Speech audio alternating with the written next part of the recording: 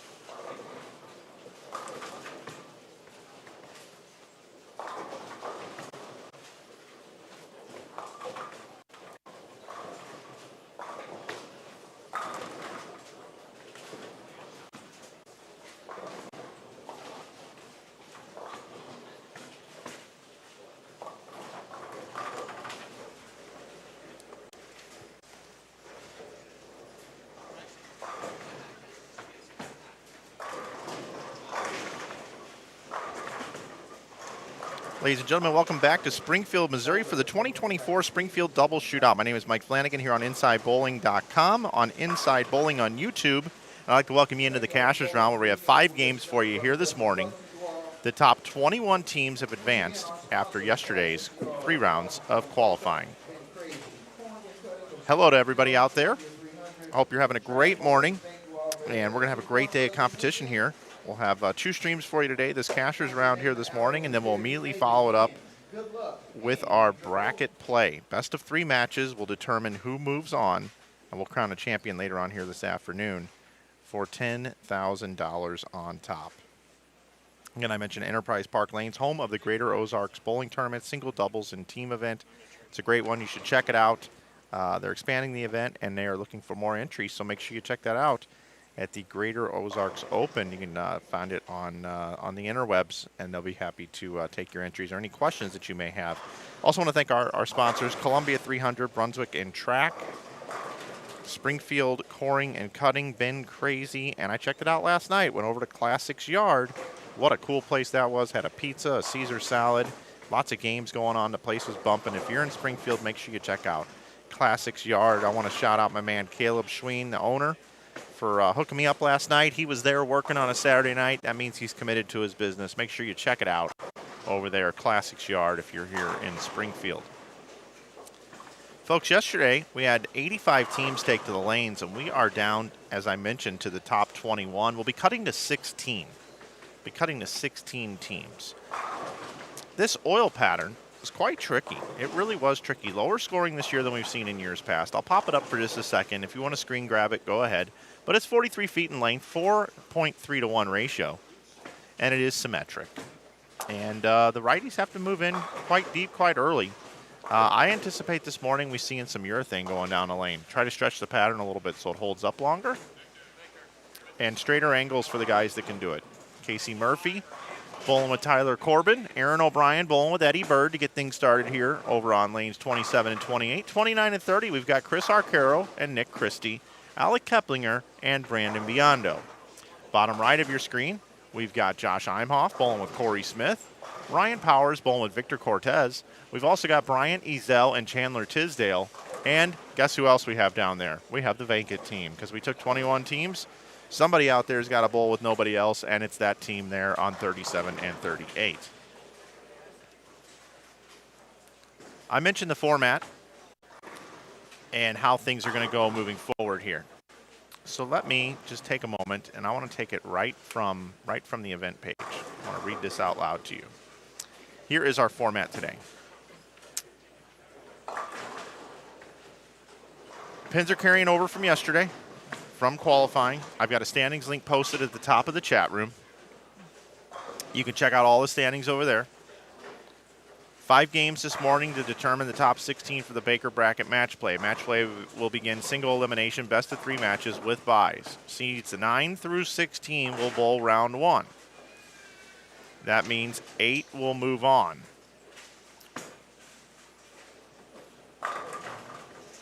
Excuse me, 4 will move on. Then 5 through 8 seeds are going to come in and bowl, and 4 will move on.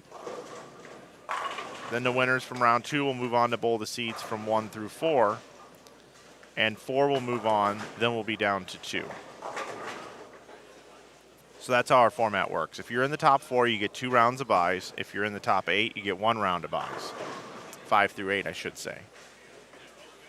And again, it's best 2 out of 3 matches. Now, when I take a peek-see here over to Springfield Doubles page, officially on here, it says the final standings for the 10,000 doubles qualifying. The cut was 249 yesterday, being Bryant Ezel and Chandler Tisdale. So that's 125 a man, essentially. And if you take 125 per bowler, and you divide that by 7 games, that's a 217.85 average per man is what it took to make it into this top 21. And we got a loaded field, folks. I'll tell you about them in just a minute.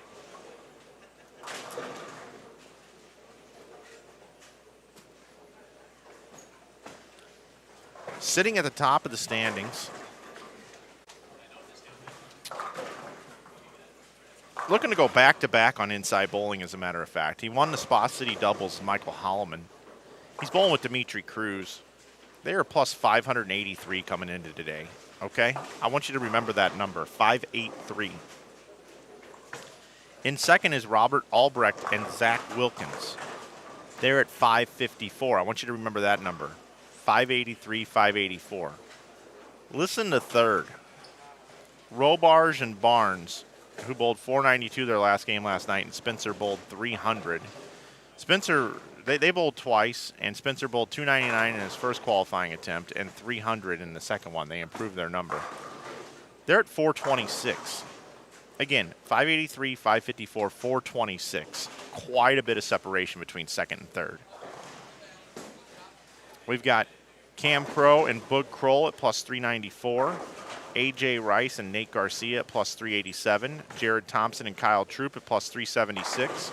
Shea Bittenbender and Tim Barron at plus 375, along with Packy Hanrahan and Austin Bolds. At 371 over is Eric Jones and Tommy Jones.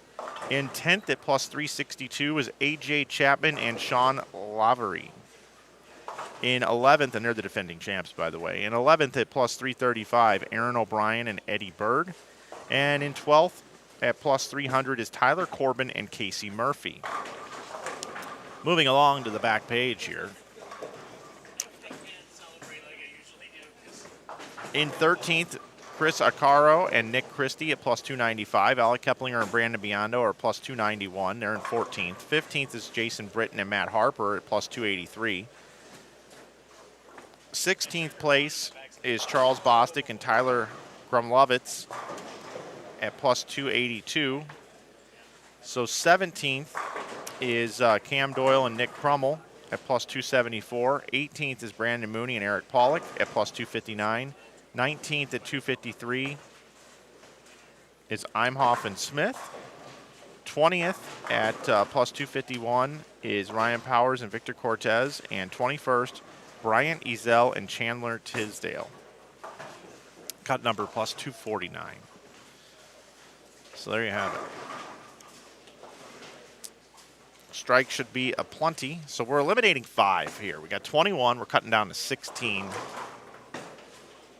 this morning. I want to say hello to everybody in our chat room. Hello to James, Brandy, 190 average dad, Brian Wally, John Willick, AJ Martin, Ashley Burnett, Scott V, Dana Albrecht. Hello to all of you.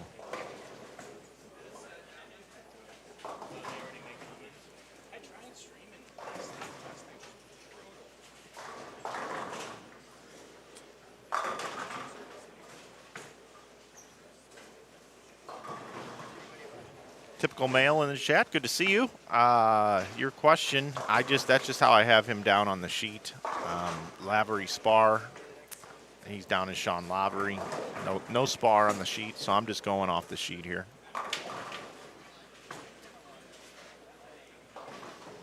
Guys, I got to tell you, I don't know how well my voice is going to hold up here today. I woke up this morning with... I don't know. This never happens to me. I can talk forever, but something's going on this morning a little bit. It's not cold related or anything like that. It's just legitimately just a lot of talking yesterday. a lot of talking. Zach Wilkins wore me out last night. All of our streams from yesterday are archived here on our channel. If you haven't had a chance to subscribe to our channel, we certainly would appreciate it. Inside Bowling, subscribe. Ring that notification bell as well to let you know every time we go live. We're going to be live next weekend in Dubuque, Iowa at Cherry Lanes for the 11thframe.com Open. Really looking forward to going back to Dubuque. It's a beautiful bowling center. Looking forward to seeing all the Iowans. And then, of course, in September, we'll be back in Iowa at Maple Lanes in Waterloo, Iowa for the Ebonite Fall Classic. If you'd like to sign up for that one, head over to giba-bowling.com. They've got a few spots left, but that one always sells out. giba-bowling.com.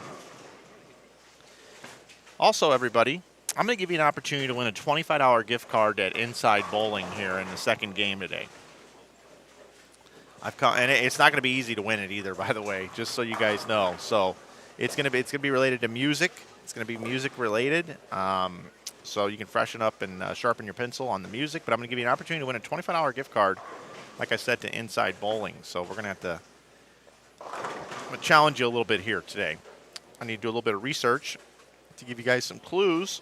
It's a two-part question related to music.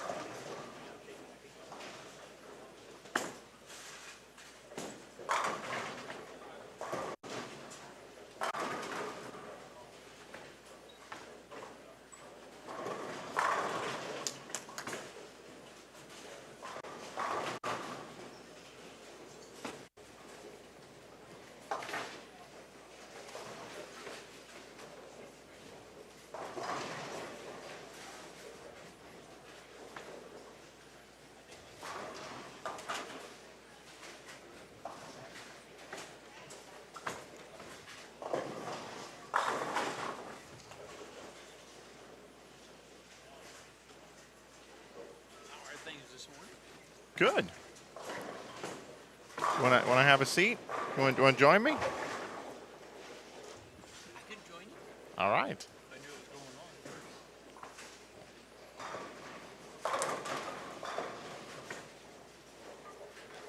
on. You can take this one right here. And we'll just you can go whichever way. I like this way. I think you'll like this better. Turn that like that. There you go.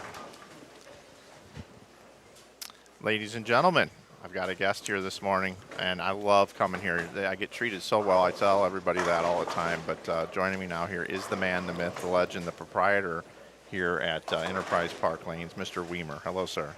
Good morning. It's great to have you in the booth with me, man. What a cool event again. I mean, we've been doing it 4 years now. This is fun. You know, we do a few other things like this, but this is, I like the doubles events. You know, it's just a little more going on, a little more working with a partner, and I think they're more fun to watch. You've been here all weekend watching.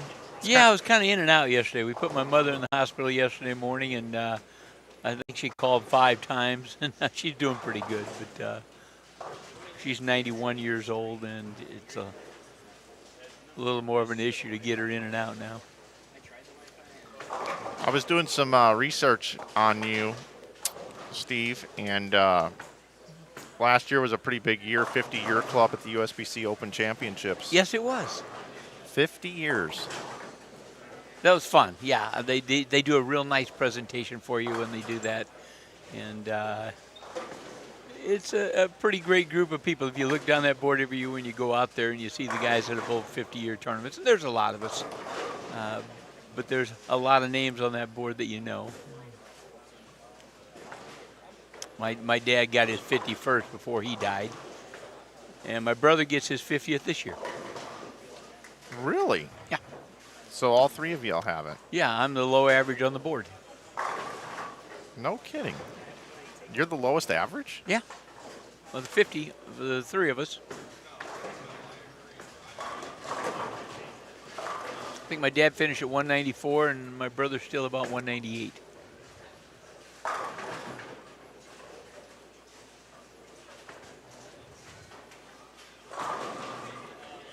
Here is that moment. I found the photo out there. Okay. How cool is that? Yeah, it was fun. They get, if you look down the list every year, there's, a few dozen guys some years that get that 50. There's a few guys that are, getting the 60s now. And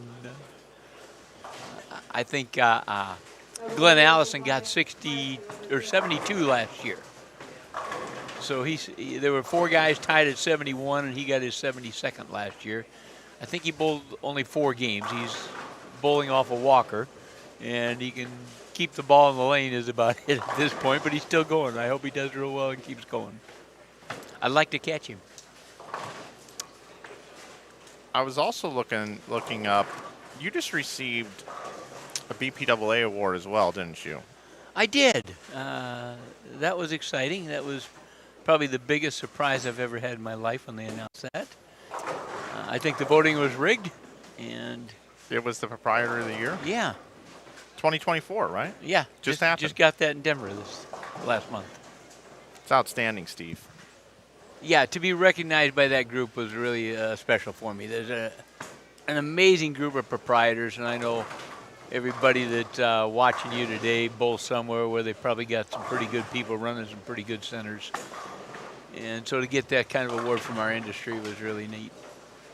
Well, and you're well known. I mean, this Greater Ozark tournament you guys run down here every year. So many great bowlers have come through here for that event, and what you guys have done with the PBA the last couple of years as well has just been outstanding. And your continued support of bowling at the highest level. Not all centers do that. It's fun for me. I come from a bowling background, obviously, with my family, and we've been bowlers. And I'm kind of aging out of the competitive end of it, but I still appreciate the competitive end. I still like to go bowl occasionally, compete in some senior events, things like that. Bowled the Peterson last weekend. And that's no kidding. Yeah, that's always fun. I bowled next to a guy that was 84 years old, bowling his 63rd Peterson. Now that's he bowled pretty good. He shot 1370 at 84. Wow. Yeah, if you're familiar with the Peterson scoring, maybe everybody isn't, but they wreck the lanes about as bad as you can wreck them. That's more than pretty good. Yeah, for 84, I'm looking to break 800 for 8 games at that age, and he's still shooting 1360.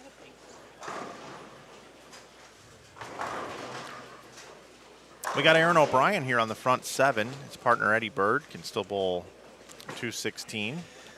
Tyler Corbin can get to 221. Eddie went out and bowled the senior stuff the last few weeks, and he did fairly well. He did okay, yeah. Eddie's a good player. He's hard on himself, so it's never good enough for Eddie. But, yeah, he did make a nice showing out there. Chris Arcaro, Nick Christie, not bowling too bad as well. Alec Keplinger can get to 267. Spencer Robarge, 245. Excuse me, 237 for Keplinger. Steve, I saw you chasing deadwoods yesterday. Yeah, I don't like to join gyms, and I'm not going to. So I get my exercise chasing deadwoods. I'm with you.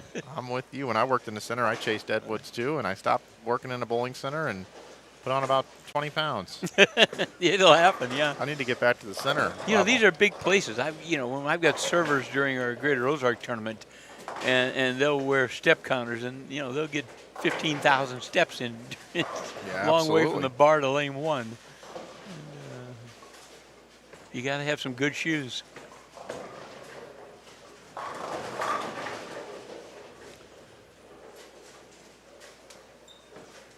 It's pretty cool to walk in the center and see Tommy Jones, Kyle Troop, amongst others here, big names making a trip down to Springfield.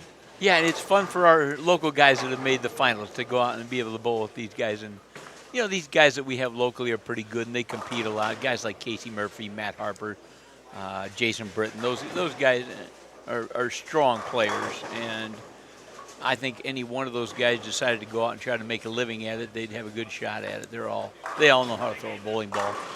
Of course, Spencer's out of Springfield, and there's probably nobody any better on the left side of the lane maybe right now than he is.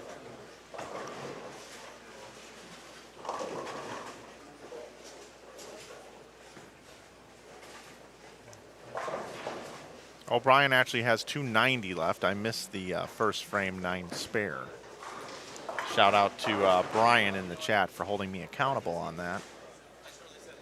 John Willick, very nice this morning, says, Mike, I watch way too much bowling, but wanted to just say you're the absolute best in the business, and it's not close either. Well, thank you, John. Very nice of you to say.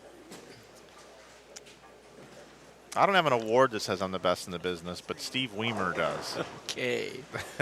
I tell you who I've known Tom Hess for a long time, and I used to sponsor him. Yeah. Tom does really good work with you. Yeah. Tom gets the flow going, and, he knows all the players, and, of course, Tom's never been short for words anyway. Right. I used to back him a little bit. I got involved sponsoring Tom through his sister, Tammy. Who hasn't backed Tom Hess? I've heard that from 7 different guys. And Tammy came to me one day. She bowled on the college team when I was coaching. And Tammy came to me. This is before I knew Tom. I knew who he was, but I didn't know him. And Tammy was real quiet, real polite, soft-spoken girl, real nice girl. And she wanted to know if I might consider helping her brother out. And I thought, well, Tom's probably a lot like Tammy. And I found out a little different. A little different than Tammy and Tom, but they're both great people. I really like them both, and Tom's going to tell you what he thinks every time, and that's great. I liked backing Tom. Nobody worked any harder at it than Tom. Yeah, he's a hard worker, and I'm glad it's paid off here Yeah. after he's turned the age of 50. He deserves it. Oh, absolutely. It's been fun to watch him. Yeah, Kevin was talking to me yesterday about this event, and if there was a way to schedule this thing where it's not in the heart of the PBA 50 tour season, I think you would have a lot of those PBA 50 guys, or at least a handful of them, come down and bowl. Yeah, scheduling is so tough with any event. If you It look is. around the country, all the things that are going on all the time, and we run 16 weekends with our Greater Ozark, so we're shut out those weekends. Then we have to leave a few open because the PBA has to wait till they get their TV schedule till you know where they're coming. We run a women's event. We're running the state seniors tournament. So to try to bounce all these events around each other and make them available to all the bowlers that want to come can sometimes get a little tricky. Yep, it can. Are you signed up for PBA next year? We are, but again, they're waiting still for the TV schedule to come out and then find out what weekends are available. I've got to get ours in before the 3rd week of February. So hopefully we work back into their schedule that way. And talking with Tom, I think that's their plan, but they just don't know. And they can't bounce around the country too much. They have to make things somewhat drivable for guys week to week. So we'd love to have it again. It was fun to do, and my staff, I think, really stepped up and did a great job of putting our first live TV finals together. Yeah, I agree.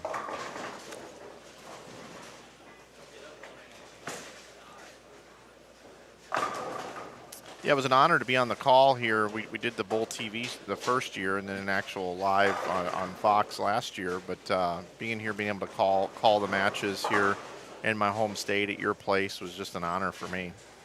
Yeah, and for us to be the Pete Weber Open was an honor for us. Yeah. I've known Pete since we were kids, His dad was in the bowling business in St. Louis. My dad was in the bowling business in Springfield. They bowled together, and to be able to put Pete's name on our tournament in the state of Missouri was something pretty neat for us. Brian Ezel and Chandler Tisdale had 217 and 224 respectively. Ryan Powers had 258, possible 269 here for Victor Cortez. Josh Imhoff had 216 and a possible 209 on a field ball for Corey Smith. That going on the bottom right side of your screen. Top side of your screen, Aaron Bryan's going to be stepping up in the 10th frame for possible 290 game, and we've got Eddie Bird can bowl 218. Tyler Corbin can bowl 199 and 245 for Casey Murphy. Chris Arcaro finishes with 204. We got a possible 226 here for Nick Christie. His partner, Alec Keplinger, finishes with 236, and we got a possible 225 for Brandon Biondo. Looking around at some other scores, Cameron Doyle can max at 190. Nick Crummell can bowl 211. Brandon Mooney can bowl 263. Kind of an odd score there. Eric Pollock can bowl 219. Let's see, Charles Bostic can bowled 189. Tyler Gromowitz can bowl 205. 279 for Jason Britton. Wow, nice game. And Matt Harper can bowl 236. And that's about as far as my eyes can go around here. Yeah, those are two of our local kids. And Chandler's just from down the road in Arkansas, so not too far away from Springfield.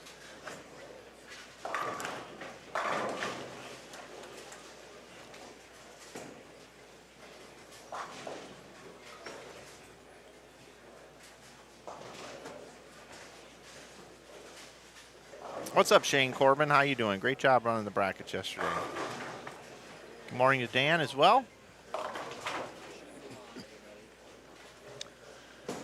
Shane was a pretty top-notch bowler, and then Shane had a motorcycle accident, and he bowls left-handed now. He used to bowl right-handed, and he does a pretty good job lefty, but Shane threw the ball about as good as you could throw it. I remember. Okay, I didn't know if you went back that far with Shane or not. I do.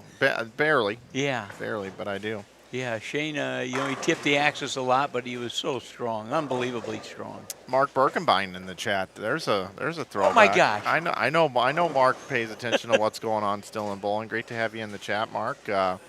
He asks a good question here. Is Steve in the USBC Hall of Fame yet? No, that's not going to happen. That's not going to happen. Well, it could happen if I make the 73 number and take the record, but no, my performance hasn't been quite strong enough to be Hall of Fame category.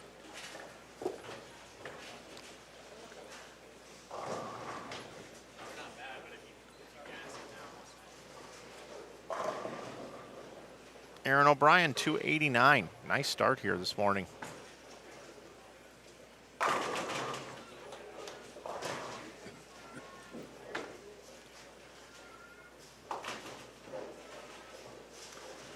Michael Holloman's been bowling well. Michael came up here for the Greater Ozark quite a few years and walked out of here bad mouth of my lane condition, I think, every year. And last year he crushed him. And then he bowled really good. He bowled good in the sweeper Friday night, and he bowled good yesterday. I'm glad to see him bowling good here. But he's kind of damaging my reputation, I think. Oh, jeez. No, Michael's a good guy. He's down from Memphis, and Michael's fun. Michael Holloman comes down here and bowls and rips your lane conditions on the way home. Oh, man.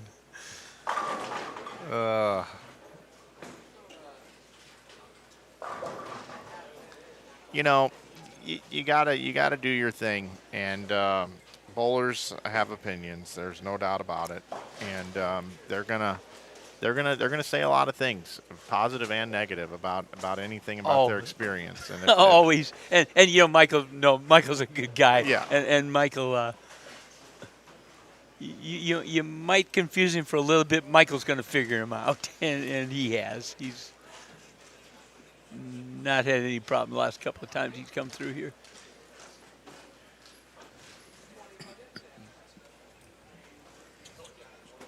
All right, well, just like that, we're getting ready to go into game number 2. I told our chat that I would give them an opportunity to win a $25 Inside Bowling gift card. And it's a trivia question, and it's not an easy trivia question at all. It is not an easy trivia question. And you're going to have all day to try to figure this out. And I don't expect anybody to get it like soon at all. But if you do, you're going to win a $25 gift card to Inside Bowling.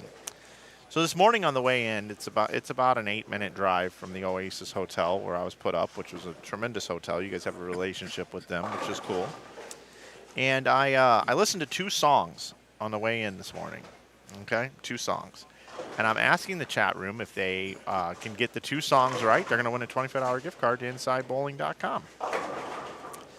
So the first song was on an album that had 10 million copies sold, and there were 5 singles that came off of that album. It was in 1990. It was in 1990. The album came out February 27th, 1990. And it is one of the songs from that album that I listened to this morning. So that is song number 1. Again, 10 million copies sold, 5 singles on the album, came out February 27, 1990. What song was that? Then the second song that I listened to on the way in, it came out on September 29th, 1992. It's an alternative song. It was played on alternative radio. And the worst day for this particular band was December 3rd, 2015. So what song was that? Again, it's an alternative band, played on alternative radio. The album came out September 29th, 1992. And December 3rd, 2015 was a terrible day for this band. This song was on this album that came out September 29th, 1992. I have no idea. So there you go. If you can get both songs right, you're going to win a $25 gift card to Inside Bowling. And you can guess as many times as you want in the chat room.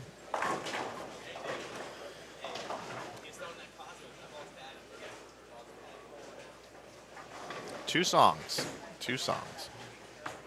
1990 and 1992. I was 11 and 13.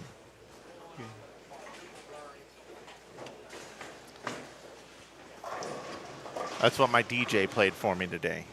Spotify's got this DJ thing now where you can you just hit the DJ and it picks songs for you. Oh, okay. that based off your listening habits. So you can tell I'm caught up in the 90s. Did you see any of the classic cars around Springfield this weekend? I did, actually. We had the birthplace of Route 66 festival this weekend. Route 66 was laid out in a hotel in Springfield, Missouri. The people got together and decided we needed a road from Chicago to Los Angeles, and they laid that out in Springfield. So we are the birthplace in that respect. And we have a big festival every year, and they bring in lots of classic cars and do a parade. And it's fun if you're a car buff. It's fun to see what they do. They do a lot of nice ones.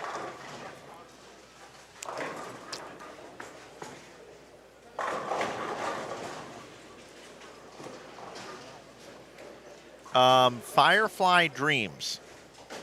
One of your answers are correct.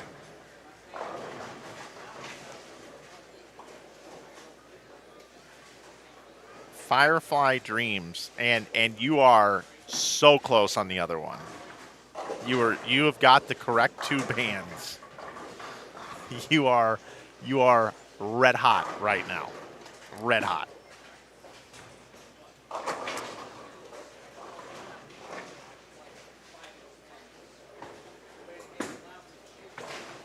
Mark Perkenpine says, I'm not going to win the gift card. I listened to Car Talk and Prairie Home Companion and classical music in the early 90s on my way to and from tournament. You know, that's the same thing I listen to. Firefly Dreams, you got one of them correct. You can keep guessing. I mean, you're going to eventually get it. You're going to do an if-then statement there, and you're going to start moving things around. But you've got both bands correct.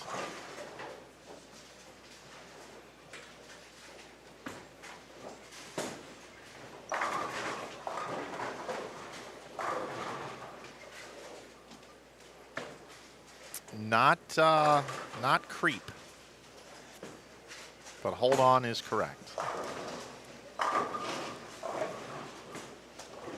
Your tournament staff has done an amazing job getting the scores out to me and just getting everything set up for me. So shout out to them. I want to give them some kudos here.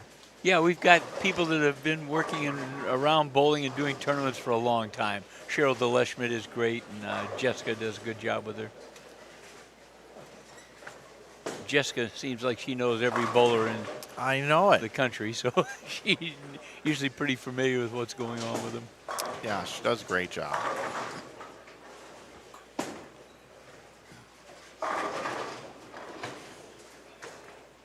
Casey Craig. No, not Dead and Bloated. Love that song, though. I've actually seen Stone Temple Pilots 3 times in my life. Wilson Phillips, Hold On is correct. I'm sure everybody knows that by now.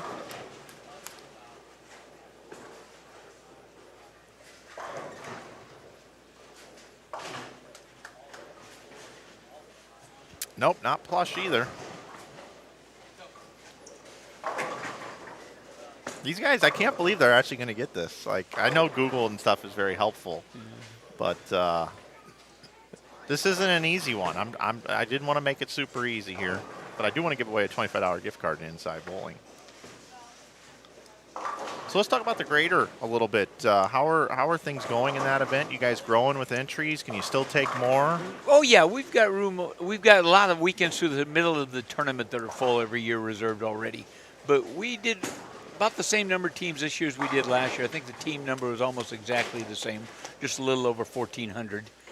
And doubles and singles, of course, with that we're up a little bit from last year. We certainly don't hit the numbers we hit back in the 90s. You know, a little different then, but we are above where we were in 2019, which was the year before the pandemic. And, of course, in 2020 we took a real dive. But we've made that back up, and we're back ahead of where we were before that. So we're doing real well.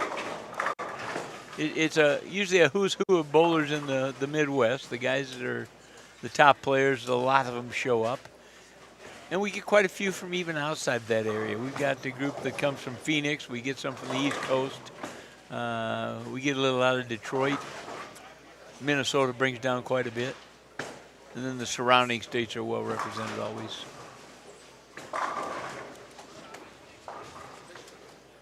We're a little different than a lot of tournaments. So many tournaments have gone to multiple entries now. And we are still a single entry event. So the local guys can't come out and take multiple shots at it. They get one try like everybody else. And the brackets are really good. Squad to squad, they can change so much. You have squads where you get a few guys going at each other, and we can have 120 or 30 brackets on a squad. And then you have some guys that just bring a big group to have fun, and you'll get some brackets, but they won't mix it up like the big squads do. And if you want to come and bowl a lot of brackets, you can usually check with us, and we know pretty well which squads are going to have the big bracket squads. So people that are looking for that kind of head-to-head action, we can find it for them usually. I still remember the year that I came down and you guys were expecting to run a lot of brackets, and I remember when you pulled me aside and said, Mike, we'd appreciate it if you didn't get any brackets. We want other people to enter this week because we know you'll just sweep them all. And of course, I didn't enter. You frighten people off. I kind of like me. That's so funny. We had a year where Pete Weber was down, and Pete did really well in brackets. And Pete spent 20 minutes autographing the bracket sheets for the guys he beat. And they'd all come up and look, and Pete knocked them out, and they wanted that bracket sheet so they'd get an autograph on it. and Pete's great with that. He's just so good with talking to all the bowlers. And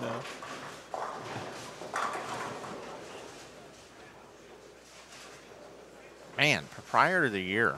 What a cool accomplishment. I can't really get over that. I couldn't either. You get to get up and give a little speech, and we do quite a few awards in the organization. It's like any other trade association. I came home and read an article about trade organizations and award banquets, and they said mostly we do it for the free drinks. So.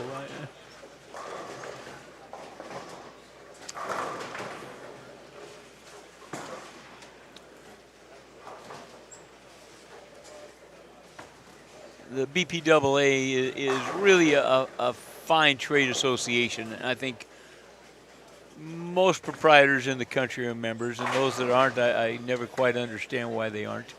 I know we get a lot out of it.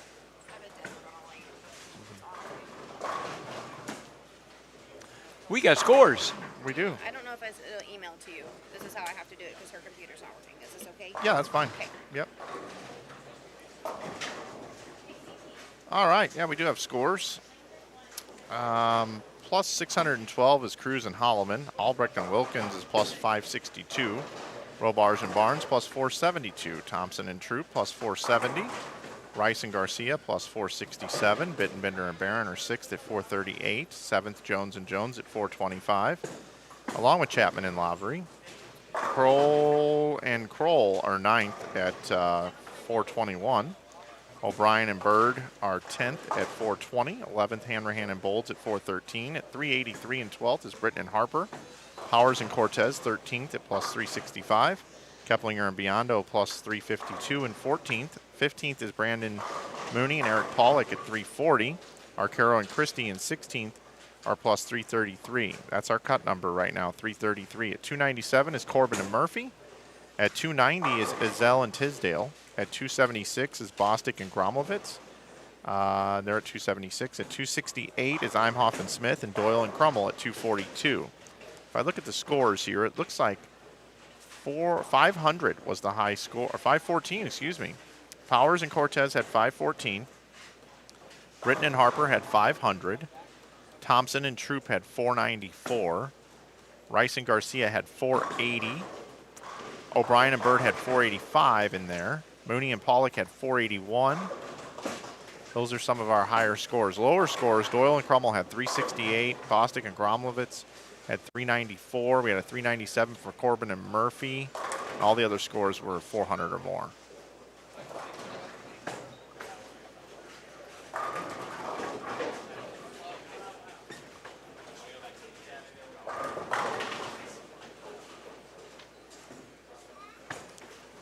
I almost feel like you guys are guessing on this $25 gift card question. Now I'm starting to question whether or not this song is even on the album, because you guys have guessed like every song but this song. So I don't know what's going on here.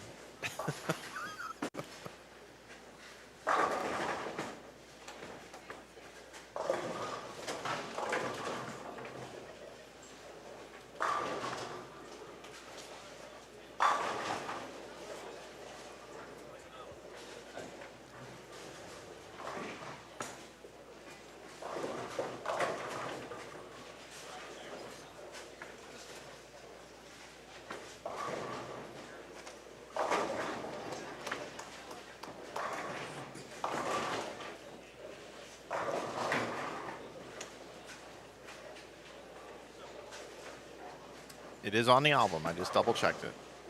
And all those other songs are great songs, by the way, you guys are putting in there. All right. So Britton and Harper here, Hanrahan, Bolds, Doyle, Crummell, Chapman, Lavery. Bottom right of your screen, we've got Dimitri Cruz and Michael Holloman, Charles Bostic and Tyler Gromlovitz.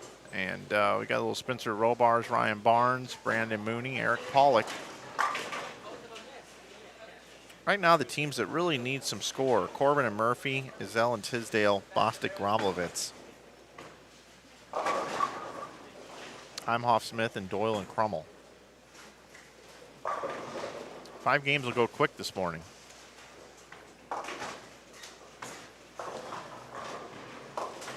Well, this afternoon we've got the junior tournament going on also.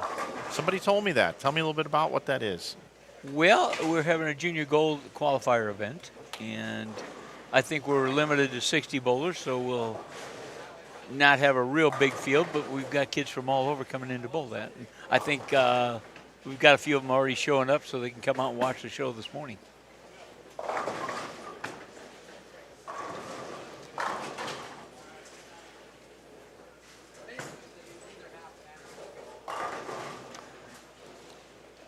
Yeah, this was a big weekend for us. We did a little golf game for some of the guys on Thursday. And then Friday we had a little bowling education event with the guys from the house. Packy and Kim Williams, Tommy Jones came down and helped them out. And they did a clinic for 2 sessions for 40 or 50 bowlers. And then we had a ball demo day that day, and we had a sweeper Friday night. So it's been a busy weekend for us.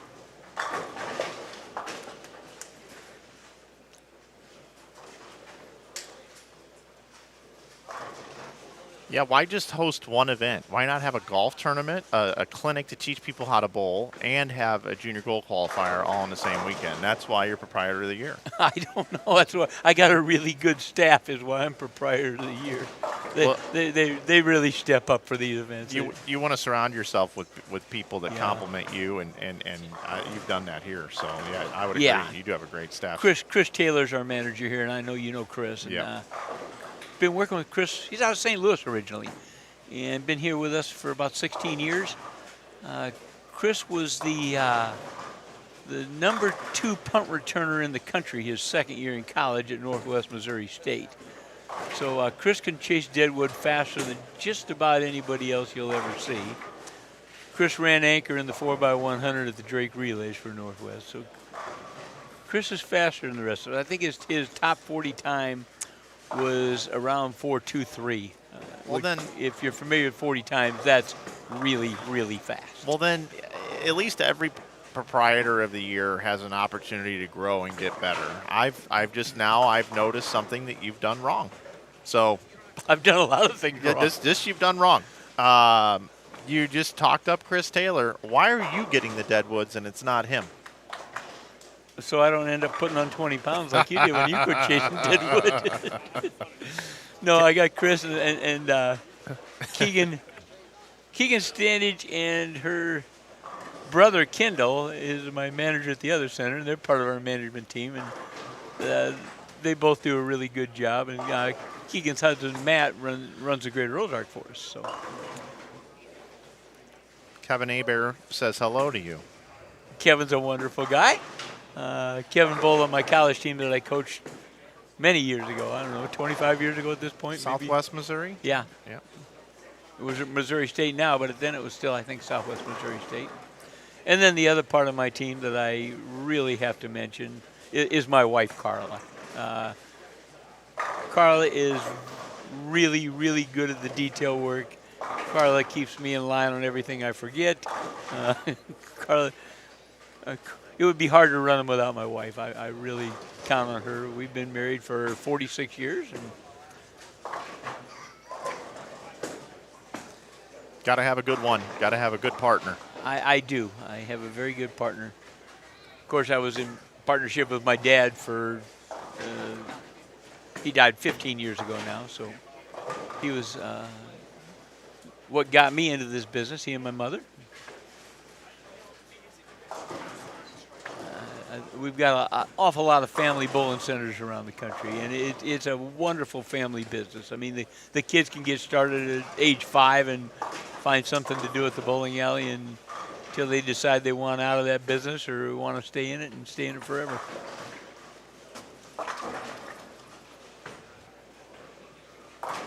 Chapman and Lavery are defending champions here. You've had some great champions in the first 3 years of this event. Yeah, I don't think anybody's going to come out and win this on a fluke. You better be pretty good.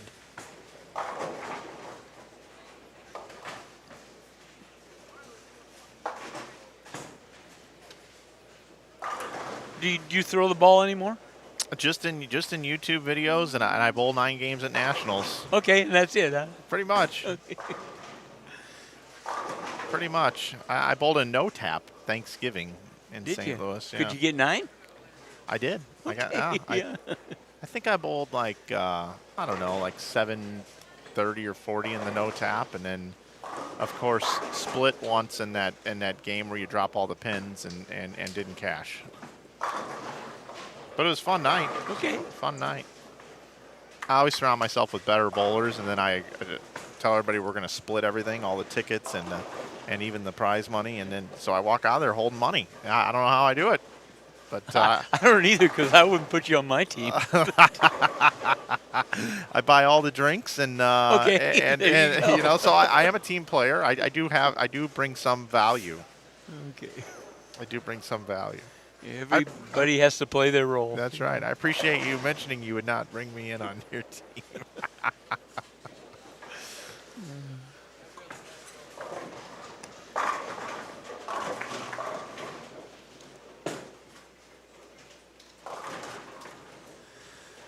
Well, Spencer's got 240 up there again.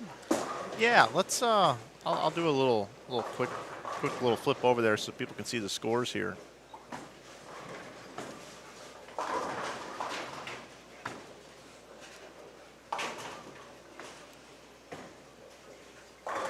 It's got to be kind of interesting for you reflecting back on life when you see like a Ryan Barnes bowling in your bowling center when you saw a young Chris Barnes bowling in your bowling center.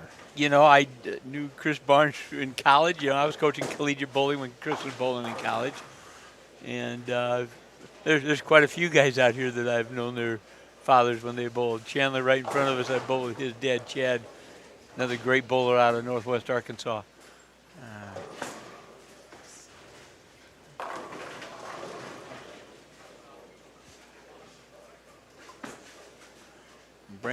Brandon's dad is Vince, right? Yeah, Vince Biondo. I watched Vince bowl in college. And Team USA. I watched Vince just about get thrown out of the college tournament.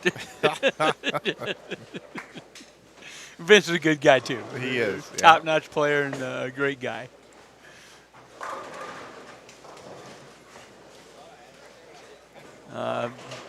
Bowled with Guppy Troop's dad, or Kyle Troop's dad, Guppy. Yeah. Bowled with David Kroll's dad.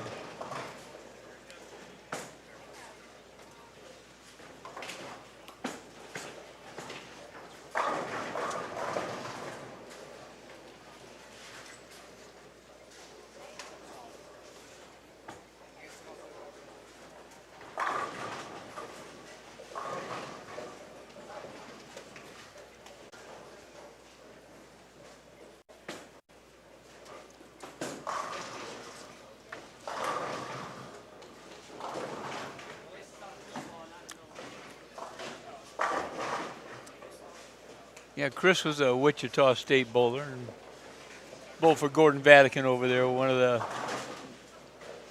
fantastic collegiate coach and did so much for the development of collegiate bowling back 40, 45 years ago. I bowled against Gordon in college, so I go back a long way with Gordon. Yeah, Coach V, man, he is well loved. Yeah, they started a Collegiate Bowling Hall of Fame this year, and they put some good people into that. We've had a lot of people that really did a lot for the development of collegiate bowling, and a lot of it was unpaid work. Bill Straub did an awful lot to develop NCAA women's bowling. I bowled the Peterson this weekend with Barb Peltz. Oh, wow. She had never bowled and lived in Chicago.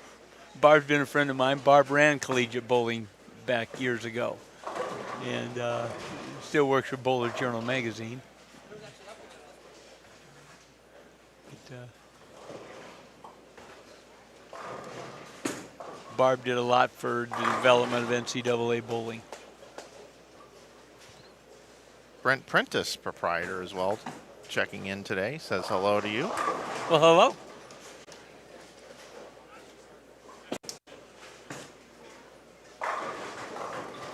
Another great proprietor. So many good ones out there.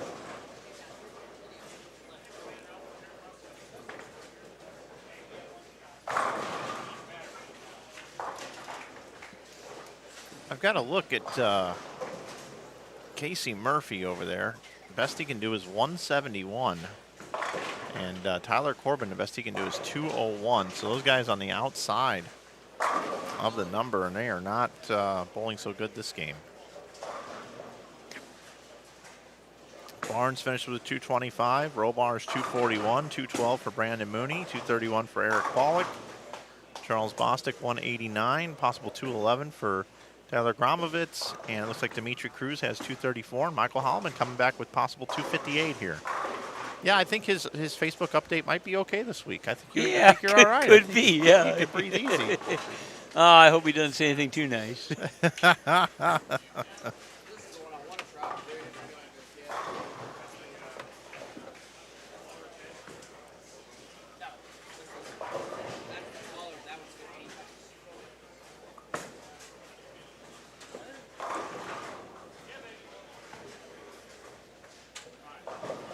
Yeah, Brent Prentice won the 2023 Proprietor of the Year. Yeah.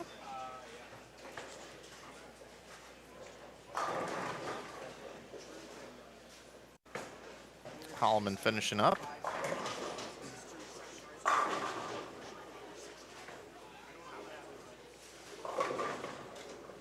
think Michael may have gotten better since he quit the tour. Yeah, I don't know. He's been pretty good since he was a pretty young kid. So. Yep. Uh-oh. I got a phone call coming in. Is that you? You need to take it? I don't know.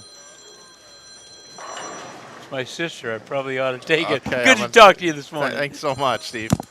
Steve Weimer, ladies and gentlemen, taking phone calls in the booth now.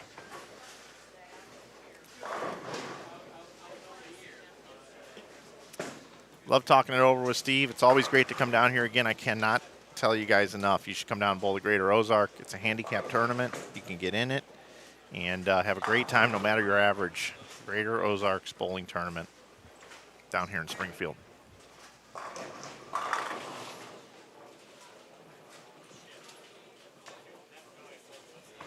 See, Doyle had 194. Crummel can bowl 213, 235 for A.J. Chapman. Sean Lavery can get to 209. Packy had 253. Austin Bold struggling here. Best he can do is 172. 224 for Jason Britton. And Matt Harper can get to 160. Well, let's make that 158. When it rains, it pours sometimes. Lavery, big double in the 10th.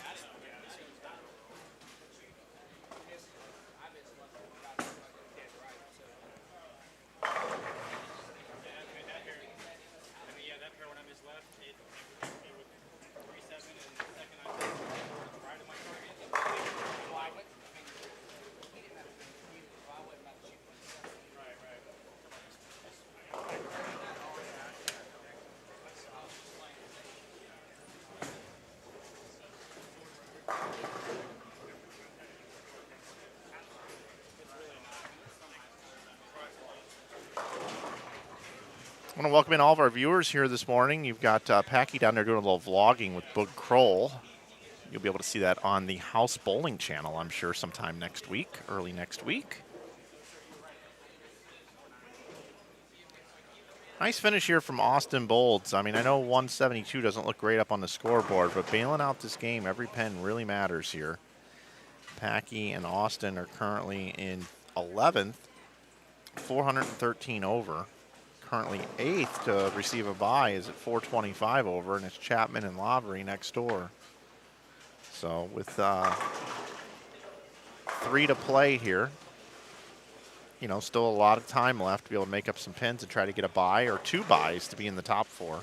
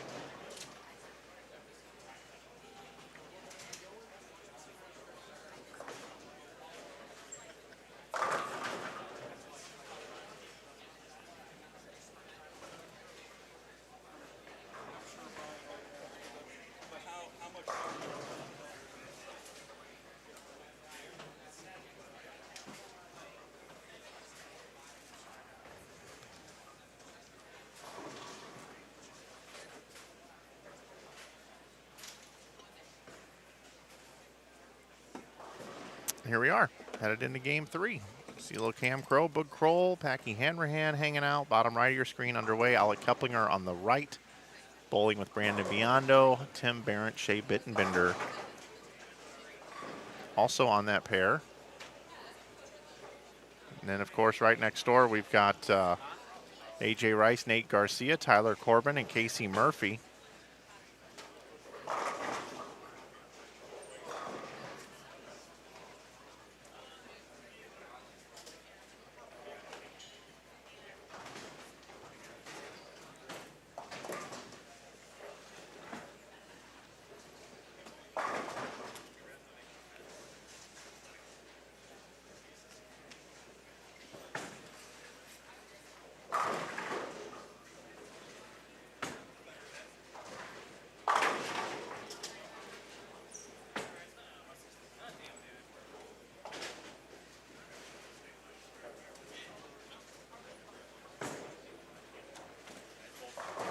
Someday somebody's gonna make you turn around and say goodbye.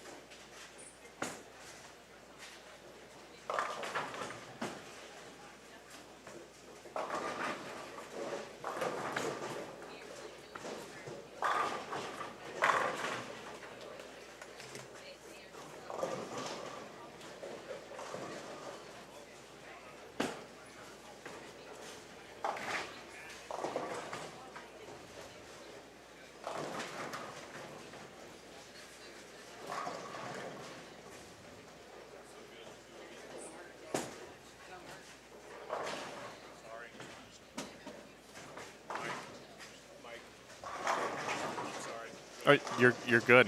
It's okay. It's fine there. That one. No, that one's over on the left. You're good.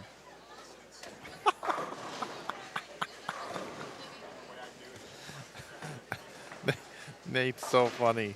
He's live streaming on his YouTube channel. You should go subscribe to Nate and Elise, by the way.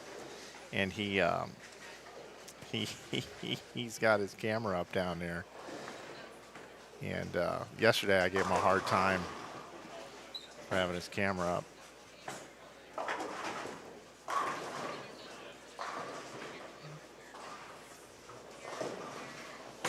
So Imhoff, Smith, Crow, Kroll, Ezel, Tisdale, Jared Thompson, Kyle Troop. Again, Casher's round is what you're watching. We'll be cutting to the top 16. 5 will be eliminated. And then 9 through 16 are all going to bowl each other in best 2 out of 3 matches. And then we'll be bringing it back with those 4 winners. We'll then have the 5 through 8 seeds brought in. And then those 4 winners will then bowl against the 1 through 4 seeds. So you got buys available here.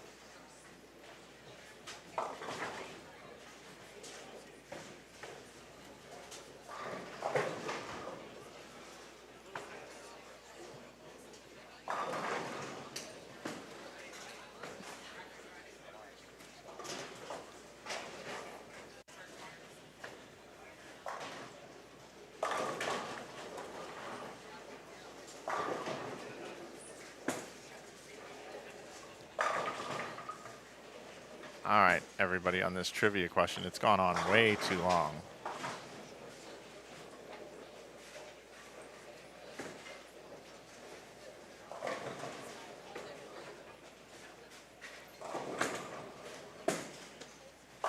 You guys have guessed Dead and Bloated, Wicked Garden, Sin, Creep, Plush,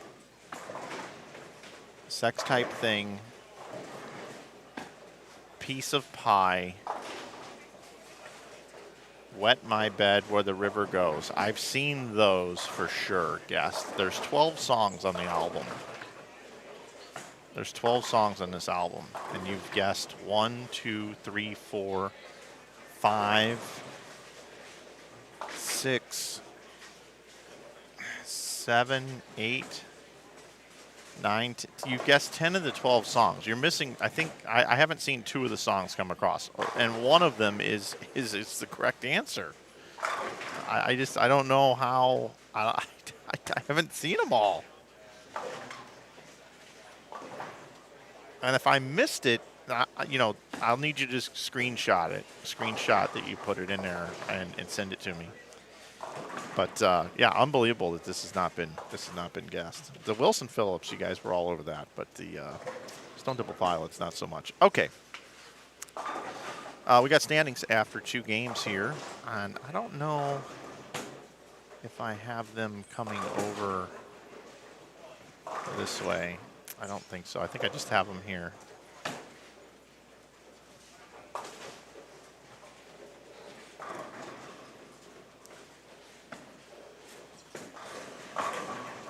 Cruz and Holloman lead at plus 702. My goodness. Albrecht and Wilkins are at 588. Robarge and Barnes at 538. They're up to third. 446 and 466. Thompson and Troop are at 535. Jones and Jones, bold 454 and 492, are at 517. Crow and Kroll are in 6th at 491. Chapman and Lavery, 7th at 469. Bittenbender and Barrett, 8th at 465. 9th is Rice and Garcia at 460. 10th is Hanrahan and Bolds at 436. O'Brien and Bird is at 428. Mooney and Pollock are 383. Britton and Harper in 13th at 365. 14th is Keplinger and Biondo at 361. Arcaro and Christie are 15th at 361. 16th now is Powers and Cortez at 331. Boy, it's close. 17th is Imhoff and Smith. Remember, we're cutting to 16, so 17th, first man out, 326. Imhoff and Smith. Ezel and Tisdale in 18th at 292. Bostic and Gromlovitz are 275. So they are 25 and 31 is 56 pins back. Corbin and Murphy now 20th at 266, and Doyle and Crumwell at 249. Looking at the scores this last game, Cruz and Holloman had 490. Jones and Jones had 492. And those were the 2 high games. There were a lot of games in the 300s that particular time.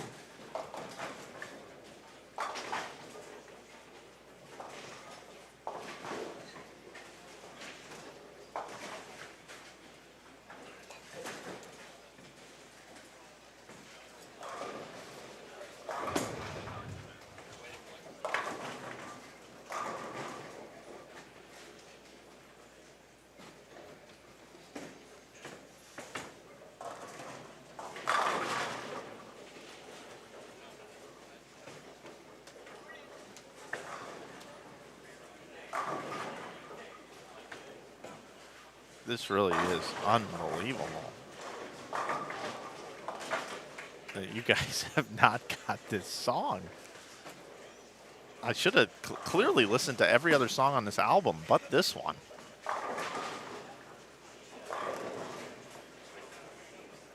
I guess I need to get this thing over with.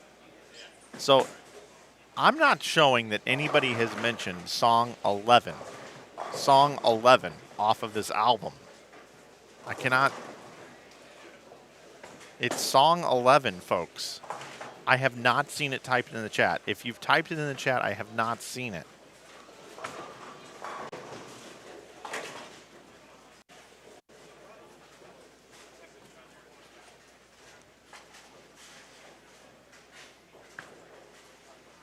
Xavier, who did song 11 then? Because I don't see it.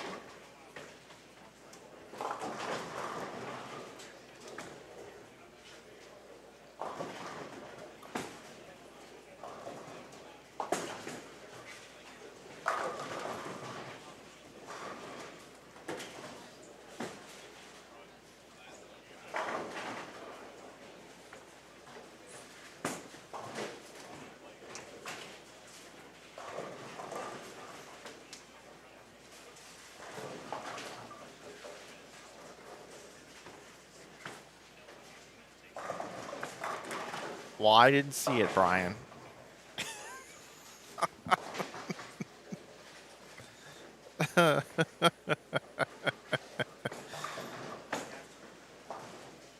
All right, so if you guessed Cracker Man and Hold On, that is correct. Perhaps it didn't come through my chat. I don't know. But all I need you to do is just screenshot. I didn't see Cracker Man said. I didn't see it.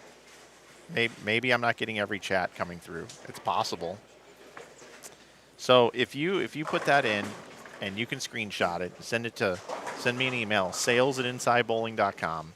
You win a $25 gift card. And I'll take care of you. Sorry, guys. I did a Command F in this thing too, and I'm not seeing it in here.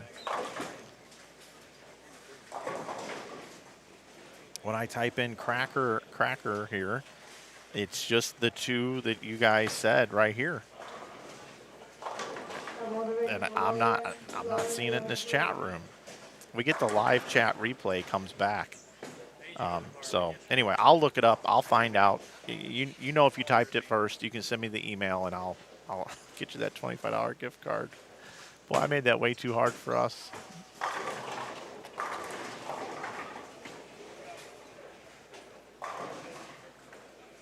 Oh, you know what? You're right. Mine has top chat. Oh my goodness gracious, that is a party foul on my part. I am so sorry, guys. Yeah, why does this default to top chat for me? Man, that's my bad. Whoops. Well, hey, the mystery is over, everybody. Cracker Man, and Hold On are the two answers. Whoopsie. Party foul. Hey, I learned something every day. See, we learn and grow together, everybody. We learn and grow. Josh Imhoff can bowl 279. Corey Smith can bowl 257. Cam Crow can bowl 300 total there. That's a perfect game in our sport. And Bud Kroll can get to 222, it looks like. Bryant Ezel can bowl 214. Chandler Tisdale can bowl 107, 137, 167, 227. Jared Thompson can get to 279. Kyle Troop can also bowl 279. You know what I think the thing is with that top chat? I think the name of the song may have kind of filtered it out because it's kind of a controversial like word to type out. I bet that's what happened. I almost guarantee that's what happened. Anyway, two great songs, everybody. All right, I'm going to switch over to these lanes. A.J. Rice can bowl 246. Nate Garcia, 277. Tyler Corbin, 246. 241 left for Casey Murphy. Shea Bittenbender, 258. Tim Barrett struggling early in this game, but now strikes again for the second time in a row on the left lane. Can bowl 213. Alec Keplinger can bowl 236. 258 left for Brandon Biondo.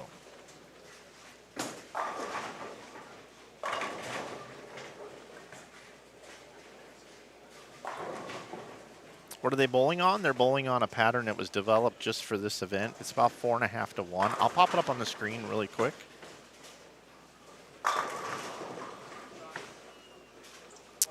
There's the pattern. It's symmetrical.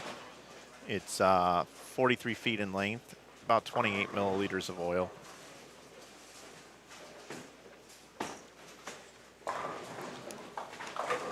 I'm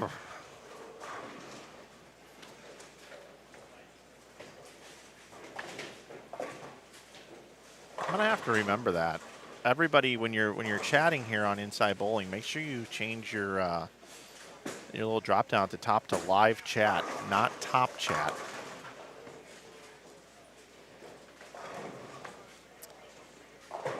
Rolling past the 500 viewer mark.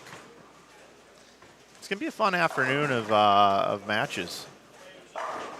And we'll have them all here for you, fast and furious. Kevin Williams will come join me a little bit later, I'm pretty sure.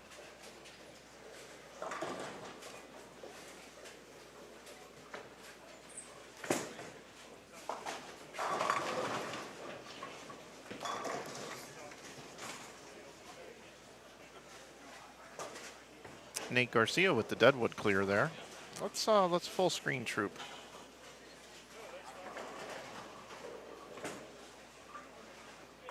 He is so steep through the front part of the lane, and that's exactly what you need to do. He's throwing it so good.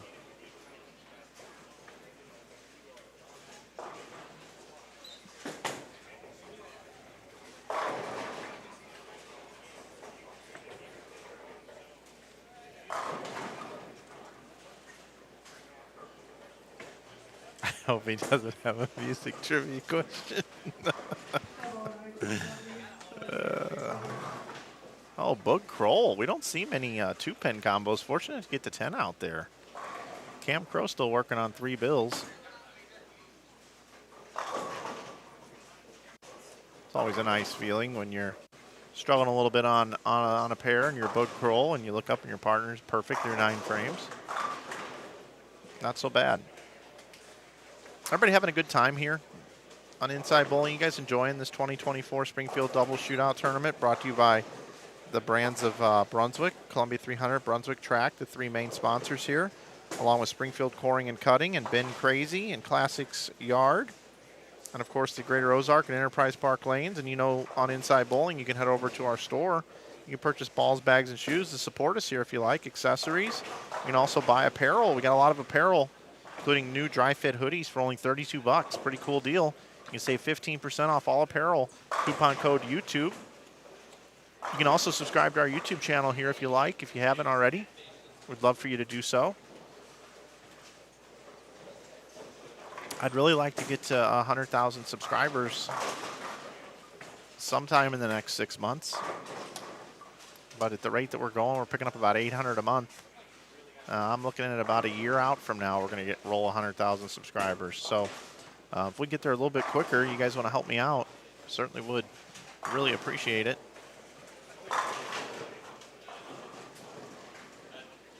Tell me who you guys think are going to win this event. Who do you guys like to win? Let me know in the chat. Let me know. Cam Crow stepping up here. Pick up the 7-pin, 279 his total score. Not going to bowl 300, but a great game here for his partner, Bud Kroll, who can bowl 203. Jared Thompson can bowl 242. Troop up on the right lane here, can get to 258. I'm Hoth, my buddy from Arkansas. Spa City Doubles event was a great inaugural event. You should look it up for next year. Also, you can watch the archive when you're free time this week if you haven't seen that one.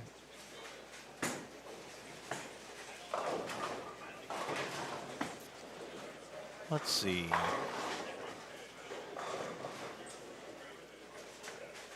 Mike, you could make a paint drying stream enjoyable. Thank you. Thank you. I don't know how I would do that, but I'd be like, oh, look at the reds. Look at, can you guys see the red in this? Let me zoom in on the red. That's like fire engine red. Let's move down to this tree. Look at how he painted this tree. My goodness. Holy cow. Can you believe that looks like oak? Is that oak? Is that an oak tree? Oh my goodness, look at the detail here, the clouds. Are those cumulus, Romulus? What kind of clouds are those? Let's Google search it, everybody. I guess you're right. I could commentate a painting. You're right. Let's see. Did Kevin Williams make the cut? No, he did not. Mike's live stream. Okay. All right. Well, thank you. I just sit here by myself, so I do the best I can. Let's see. Anybody else watching USA hoops? We watched that yesterday together. My thumbnail says Spa City.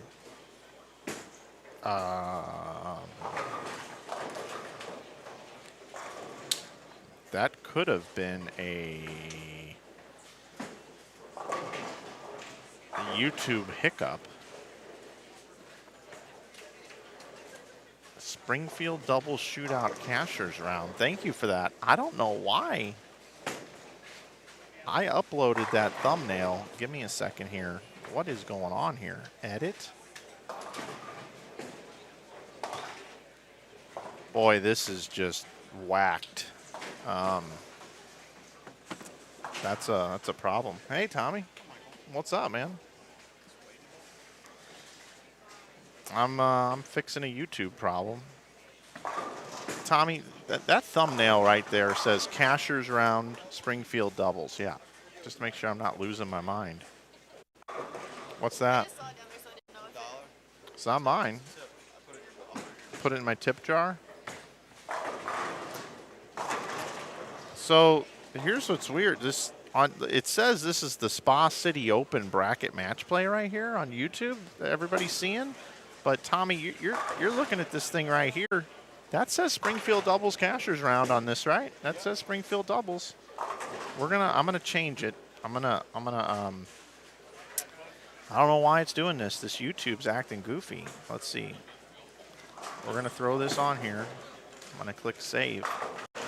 Let's see if it updates it. That's frustrating.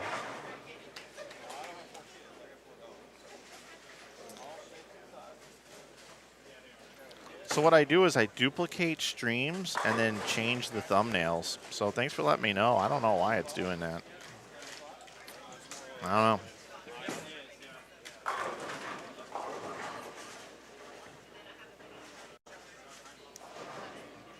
Crazy.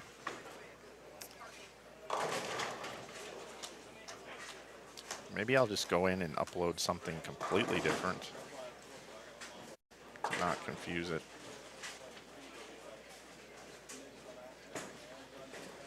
I'm going to change it to like A squad qualifying.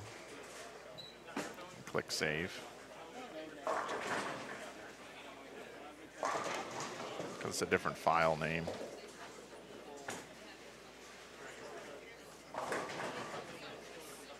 And then I'm going to go in and change it again. Back to Cashers Round.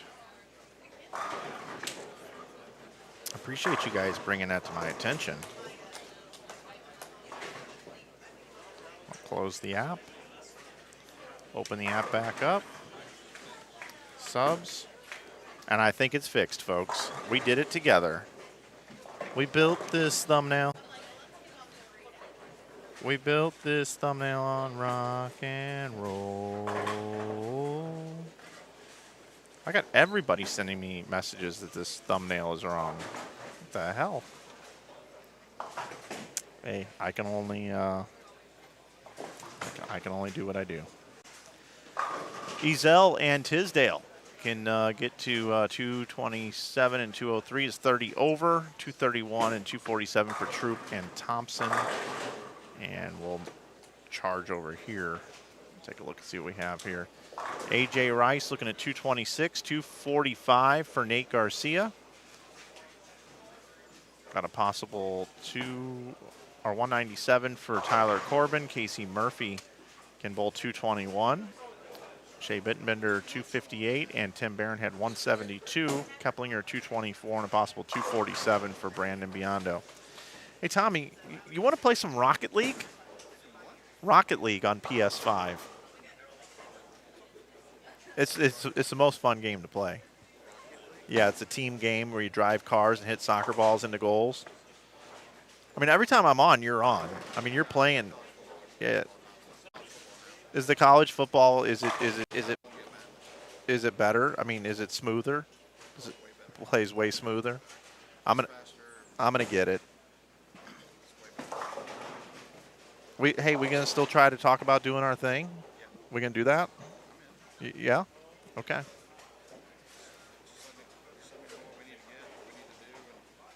Yeah, because it's gonna be here soon. Like, yeah, it's right around the corner.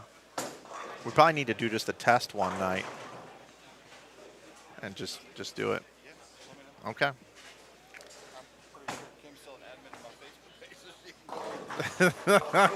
Probably. Folks, I'll give you a little behind the scenes of what we're thinking about doing here is AJ Rice. What's up? Yeah. Top 4 get 2. Top 8 get 1. I read it right off the tournament page. Yep, 9 through 16. Those 4 then move on. Yep. So here's what we're thinking about doing, everybody. Tell me what you think about this. Many of you know I love bowling, but I have a love for a lot of other things. And one of the passions that I have and share with many other people out there is just sports analysis. Whether if it's purchasing baseball cards and buying and selling baseball cards based off of what you think a player is going to do, or even sports gambling, prop bets, daily fantasy, all those sorts of things. It's something that I've just been doing it since I've been 18 years old. It's just something I just have done and loved, and with legalized sports gambling, going across the country now, 2 guys that always hit me up and we discuss things regarding sports gambling over the years, Tommy Jones and DJ Archer. Okay. Both of those guys love to talk to me about sports gambling. We talk, especially during the NFL season, but Tommy's had a lot of success on DraftKings in the golf.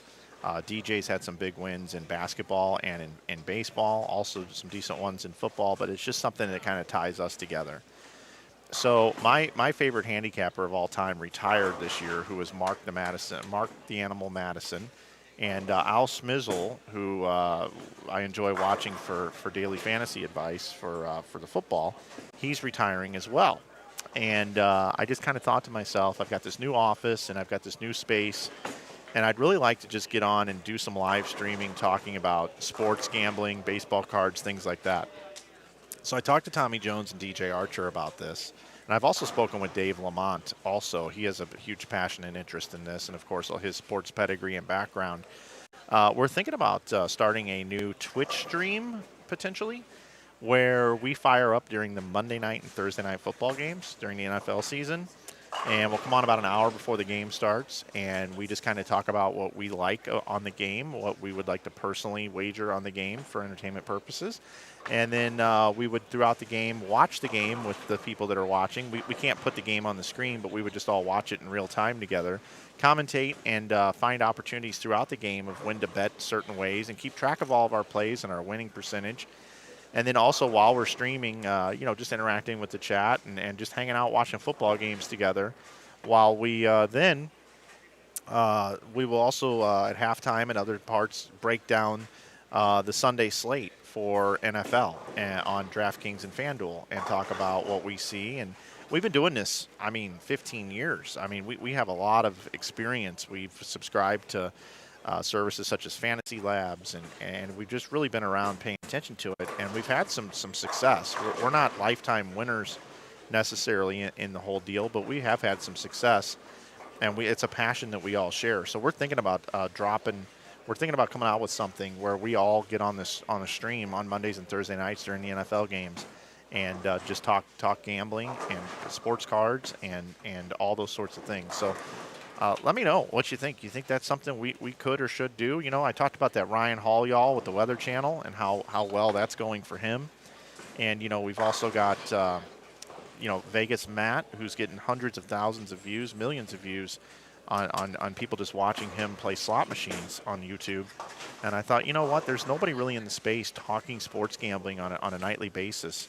And Tommy and DJ are very knowledgeable. I feel like I'm very knowledgeable. And that's what we're looking to possibly do here this year on just a little trial basis. So it's something a little different, but it's something that we're looking to do.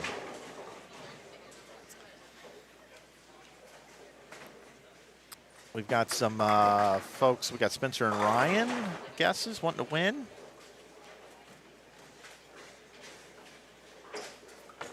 Edward, there's really no true good place for that really right now. Do we have score printout? I just have what they're printing out and bringing me here in the booth. Inside gambling, yep.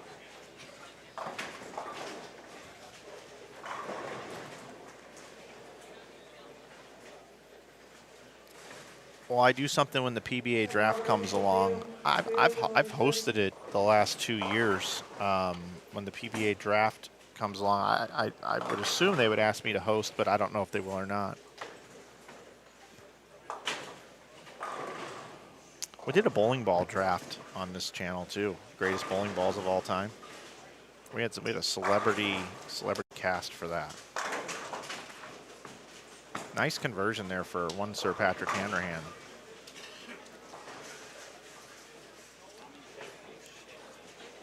Anyway, Tommy, DJ, and I, and possibly Dave Lamont might be firing up on Mondays and Thursday nights on a new channel and just basically talking sports all night and hanging out with a bunch of other people that enjoy putting a couple bucks on the game and seeing what happens. Building a following.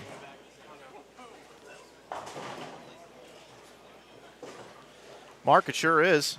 Every player here is sinning here at this event.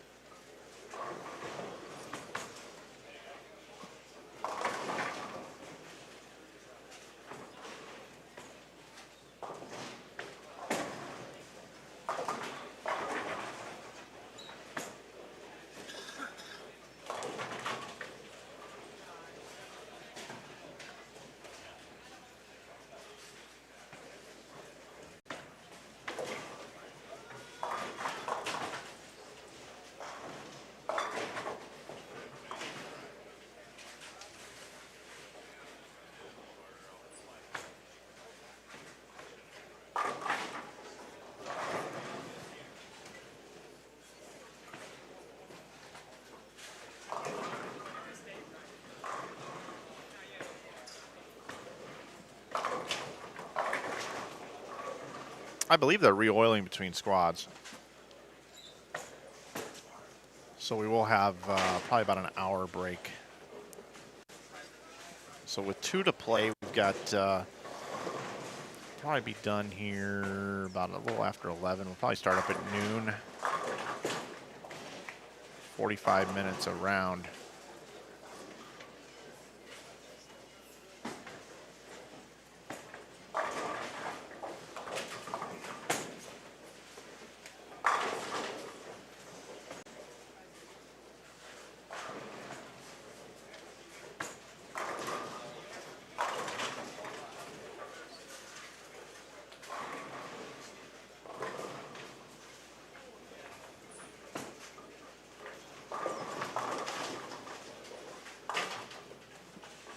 It's going to be a great afternoon of bowling. I mean, just looking at this screen right here with the talent we have with Jones and Hanrahan and Bolds and O'Brien and Bird and Chapman and Lavery, and bottom right how we've got other players coming into our stream here. I'll introduce them now. Dimitri Cruz, Michael Holloman, Spencer Robars, Ryan Barnes, Robert Albrecht, and Zach Wilkins. I mean, this is star-studded, and we're even missing a team with the vacant moving right every game.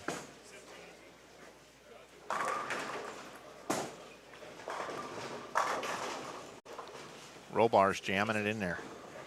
I will say that the righties are able to find enough hold and oil to leave 2 pins and 2 pin combinations, like we just saw Tommy Jones do here on 35. Yesterday that wasn't happening. I didn't see many 2 pins yesterday at all.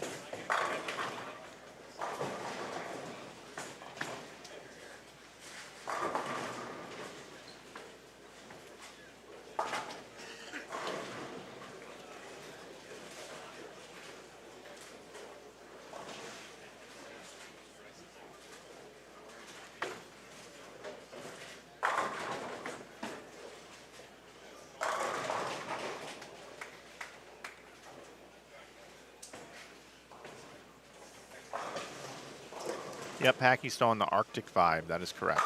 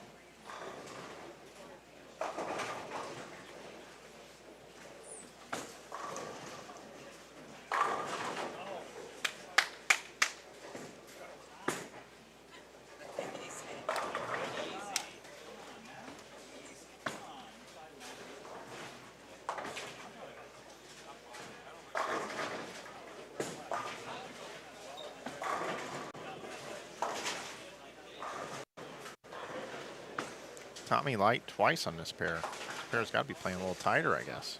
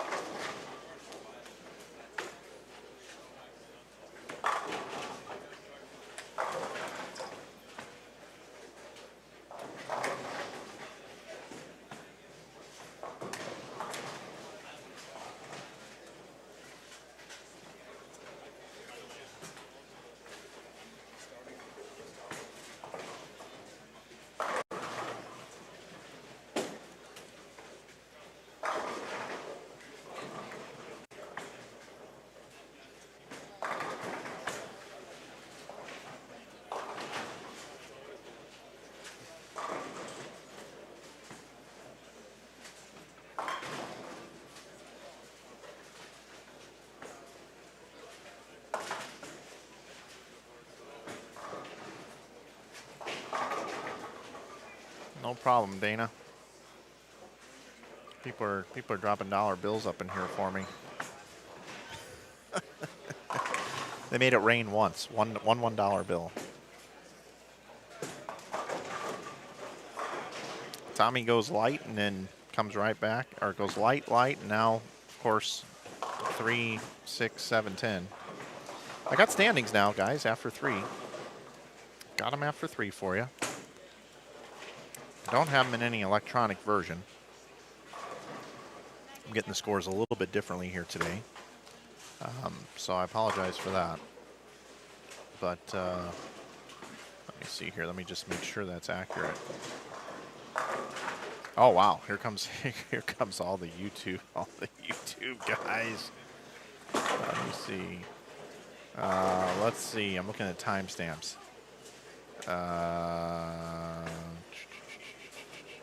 Crackerman and Hold On from Hugh at 7:26.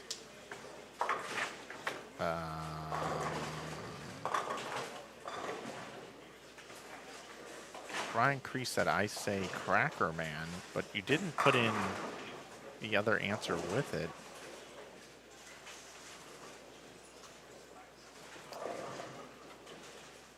$190 average dad was in there, had it. Dana. I'm loving these screenshots you guys are sending me in. I'll figure it out. I'll do something for you guys. All right,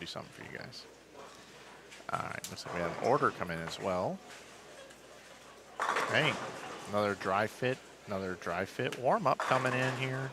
You guys are ordering these dry fits. I'm loving it. They are nice. Gotta tell you, they are nice. $32. Can't beat it.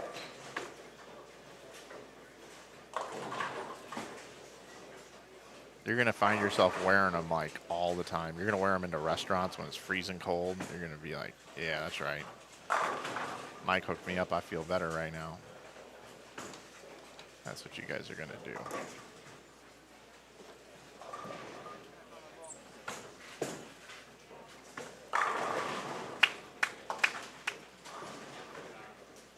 Okay, standings. Here we go. Cruz and Holloman at 729. They're looking pretty good on getting a bye. Or getting 2 buys, I should say. Albrecht and Wilkins also at 658, looking good on getting 2 buys. Robars and Barnes at 632, also looking good at getting a couple of buys. Thompson and Troop at 613 have separated themselves from Crow and Kroll now. Thompson and Troop are 4th at 613. Crow and Kroll at 573. Jones and Jones at 543 are 6th. Rice and Garcia are 7th at 528. Mooney and Pollock are 8th at 516. Bittenbender and Barrett, first ones outside of that 1 buy. They are at 495. Hanrahan and Bolds in 10th at 466, along with O'Brien and Bird. 12th is Chapman and Lavery at 459. 13th is Keplinger and Biondo at 432. Bostic and Gromlovitz in 14th at 381.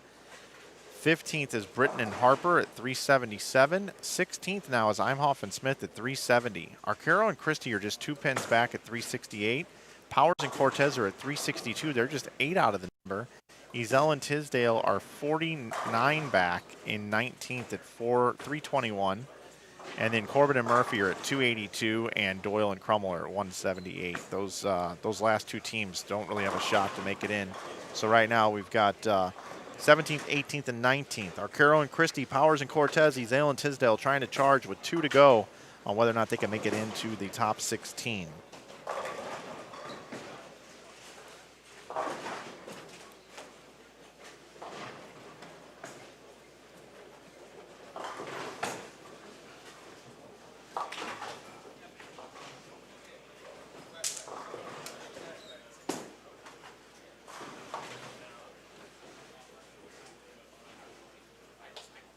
You guys want me to sing both songs before the end of the day?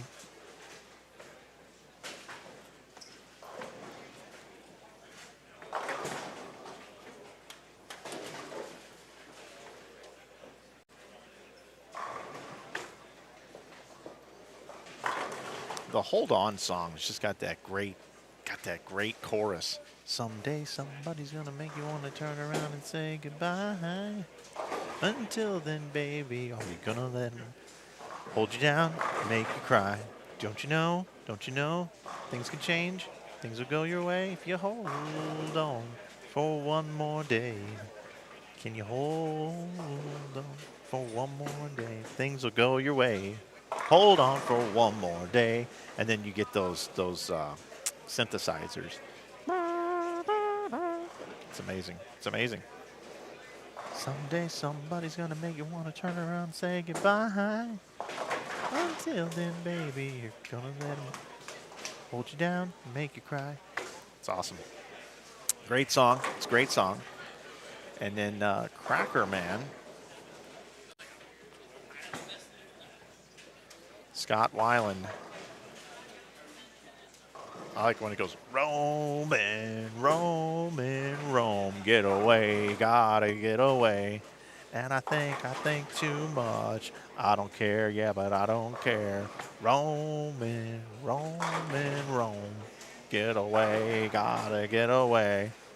And I think too much. Tripping as I'm thinking about a boy, his name was Sue.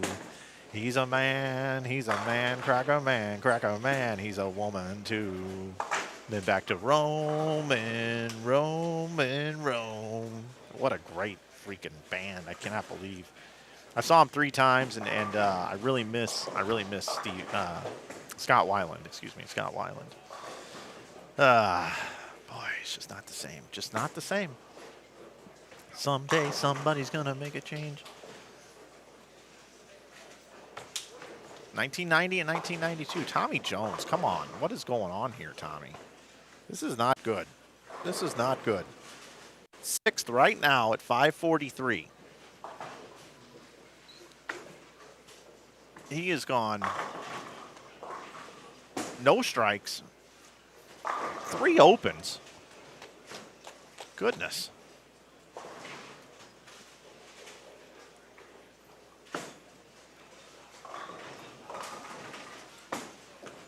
Packy working on a little 290 here. Eric Jones holding up Tommy Jones, which is important.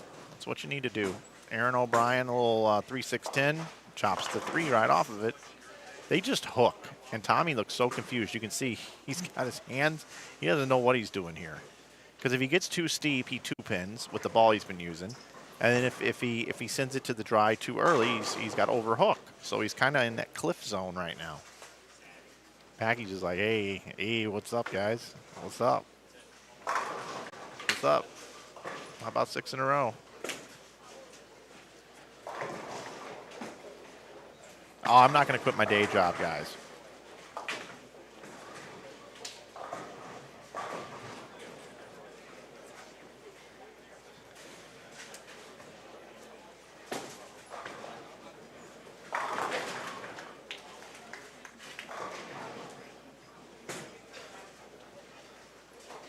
Strike for Tommy.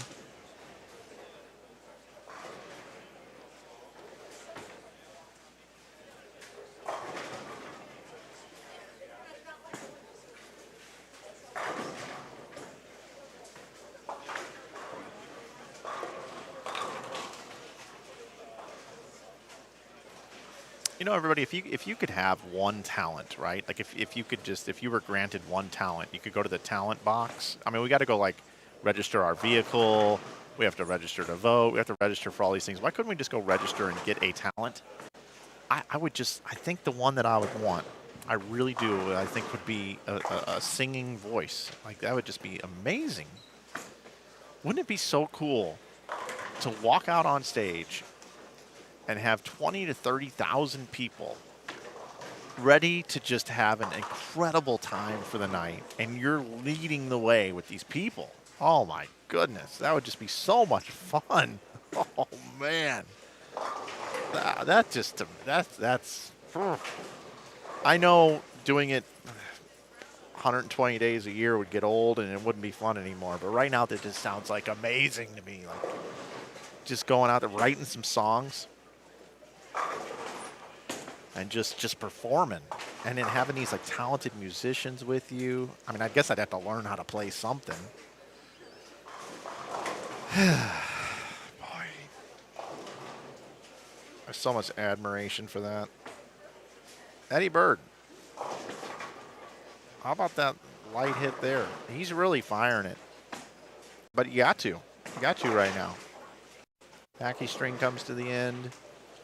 AJ Chapman is just starting to heat up here. Him and Lavery, you know, defending champs. They're ready to go. They're not going anywhere.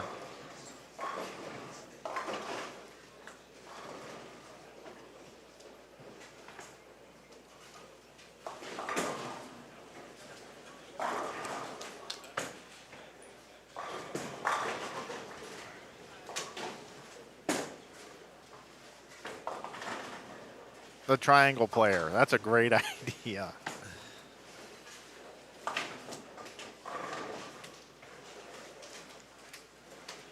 I'll tell you. First time I saw STP was at Riverport Amphitheater in St. Louis. I want to say this was about 2006-ish, something like that. And Weiland comes out with a megaphone with Dead and Bloated, and it's just screaming into the microphone. I am smelling like a rose that somebody gave me on a Monday deathbed. And then he would pause, and the whole place was silent, and everybody's just standing there. And then he starts up again, and everybody sings with him. I am smelling like a rose when somebody gave me, 'cause I'm dead and bloated. And then all of a sudden, the freaking drum hits, and the place it goes from silence to heavy rock. And he's running around like a wild man with aviator sunglasses on, smoking a cigarette, singing this song. And there's not anybody in the entire place that isn't singing the song with him and just so into this. And they've got this trippy, board behind them. You know, the big electronic board, the big screen, and it's just swirling around like you're in a trance, like you're almost getting like hypnotized while this whole thing's going on. And Weiland is just running around the stage, so skinny. Half his shirt is open. He's got like a vest or something on. He's just a wild man. Probably completely just not. He doesn't even know he's there probably. And man, oh my God, it's crazy.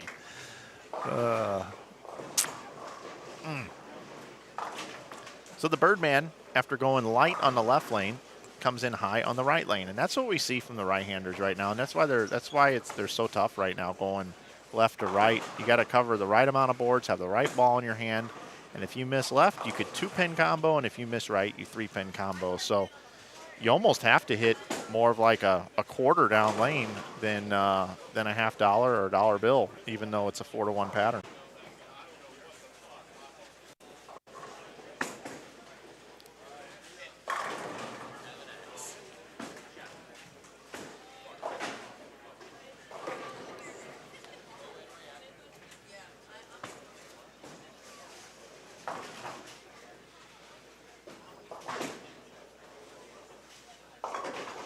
See, right there.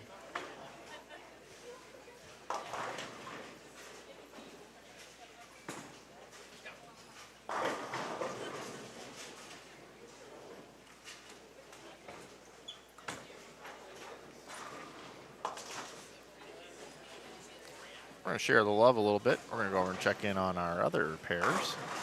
Dimitri Cruz, 245. Michael Holloman, wow, going to be under 200. That doesn't happen all the time.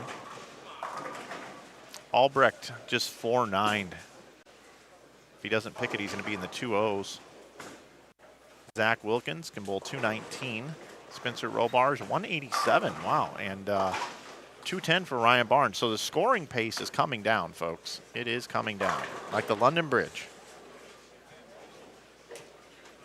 Falling down.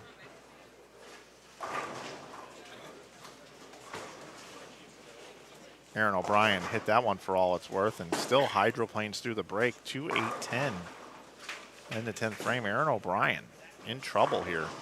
These guys might bowl 350. And O'Brien and Bird 11th currently at 466. Shea bowls 187.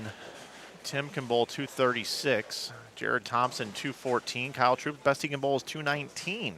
Still run 33 and 34. So let's see what else we got here. We got Cam Crow can bowl 216. Excuse me. No, wait a minute. 226.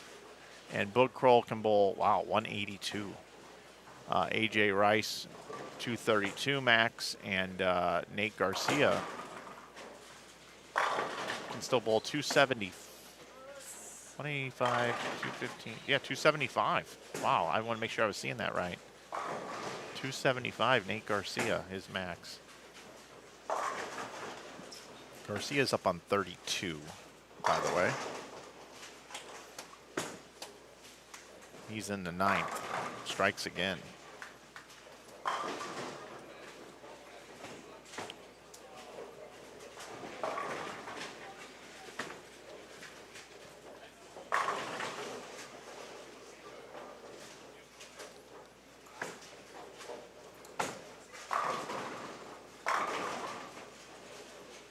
I got a fun thing that I did a couple weeks ago. I phoned a friend. I texted a friend and said, hey, I've got a long drive in front of me. It's like 3.5 hours, 4 hours, something like that. I said, send me 3 songs to listen to and why. And he sent me 3 songs. I encourage you to do that with a good friend of yours. Say, anytime you got a road trip coming up, just send him a quick text. Say, hey, I got a drive in front of me. Looking for some stuff to listen to. Would you mind just sending me 3 songs to listen to, and maybe like a sentence about each one, why you like the song? That's a fun little thing to do. Ronnie Horton was who I hit up. Gave me some great choices. He gave me like a little sentence about what it makes him think about.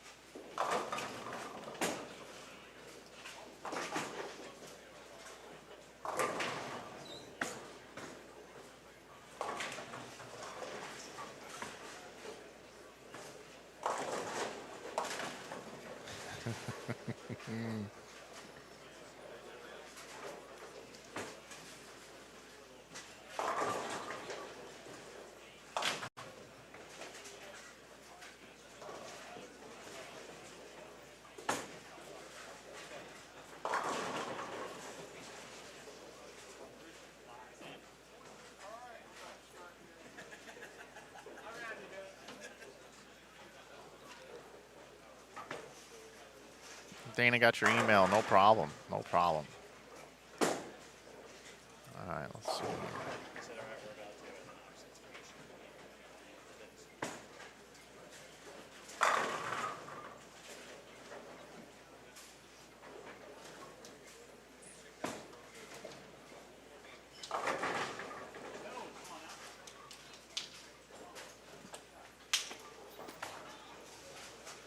Austin and Packy looking to make a little move here. 466. They're trying to get at least one round of buys here. And this is a big game considering the pace right now. Austin can get to 226, and this has been a well-fought game for Austin. Many of you in the chat were talking about how lost he was. Eric Jones bails out Tommy Jones here. Eric bowls 249. Tommy, the best he can do is 158. And you don't see this every day, but Tommy Jones only one strike in this game. Austin's almost 7-10s. Leaves just a 7. 215. And Tommy ring 10s. He's going to be happy to get off that pair. 157. You got Troop and Thompson, Britton and Harper coming over on 37 and 38. Got one game to play here. One to go.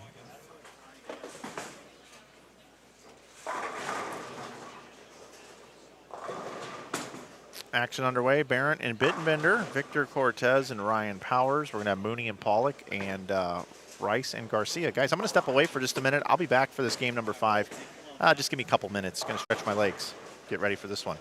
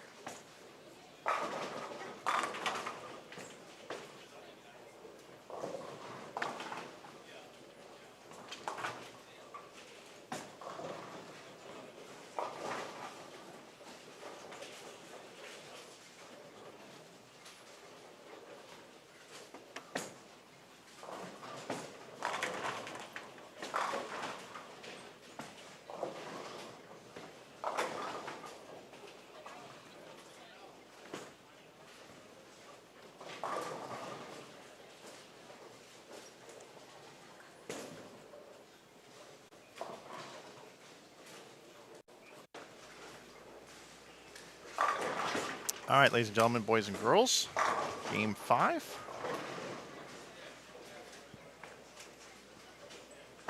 Rice, Garcia, Mooney, Pollock, Bittenbender, Barrett, Ryan Powers, Victor Cortez.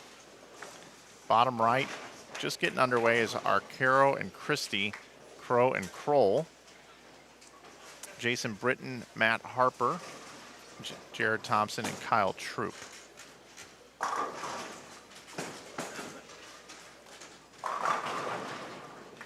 It's like an ice box in here, I gotta tell you. Every once in a while I like to get outside and get some fresh air. It's like, I would say 25 degrees warmer outside than it is in here.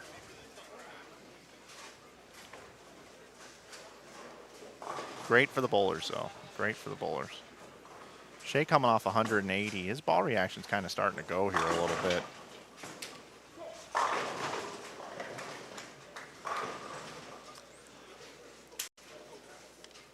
Bounce over here. Take a look at these scores.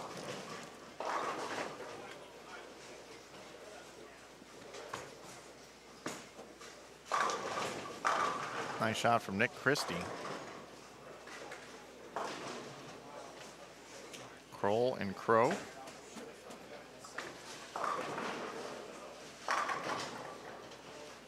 The Boogeyman. I love that name. The Boogeyman. Oh, he's into his Black Widow Ghost now. It's one of his favorites. Crow's become quite a staple here on our streams as well. Cameron is such a great bowler. He's just a bigger version of Spencer Robarge. I mean, he's just tall and athletic.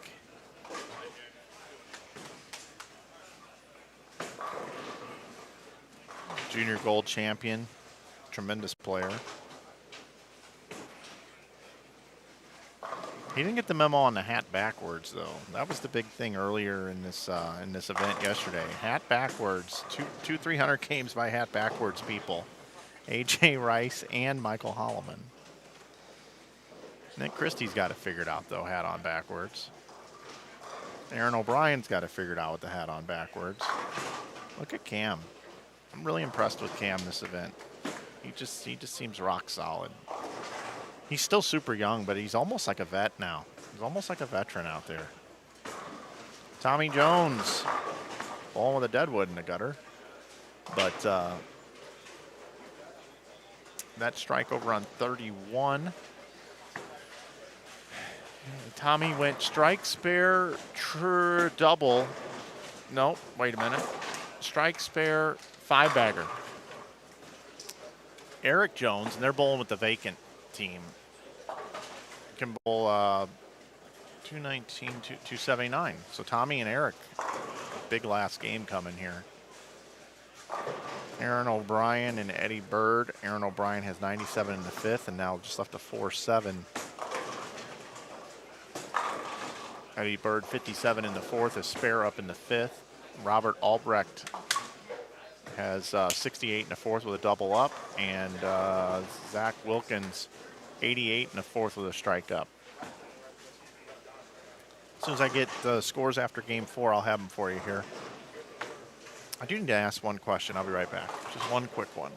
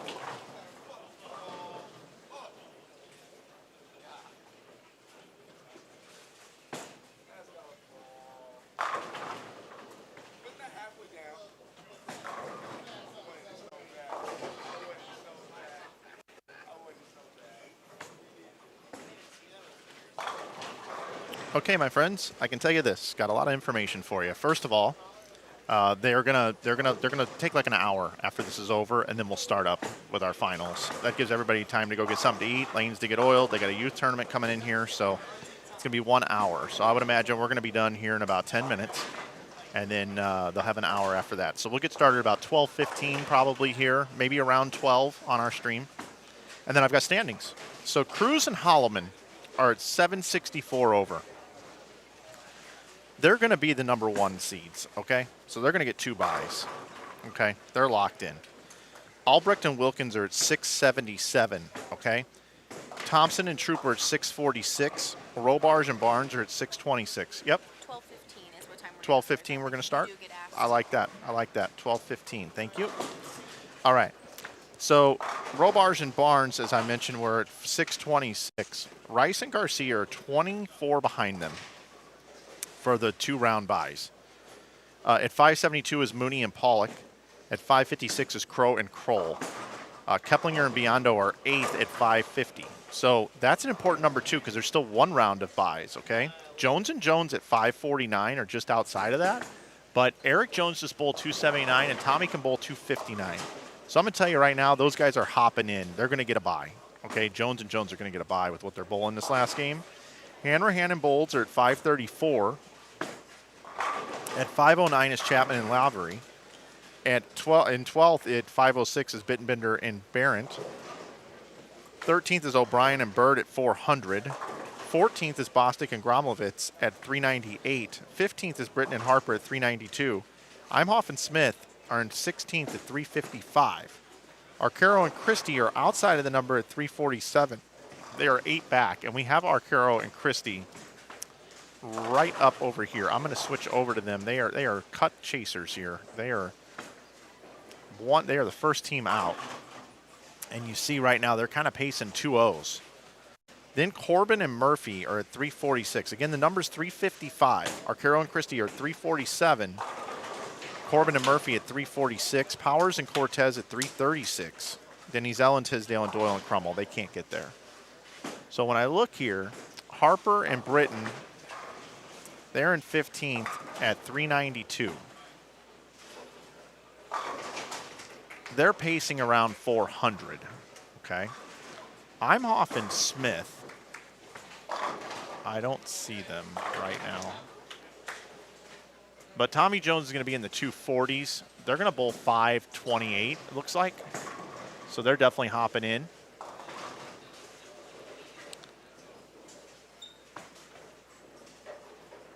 I don't think they're going to be able to get to 4th, though. That doesn't look possible.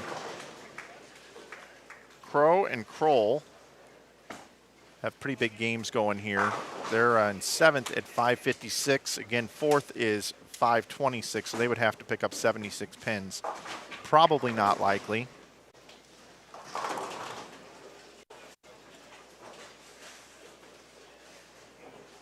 Albrecht and Wilkins are going to get a top 4 berth.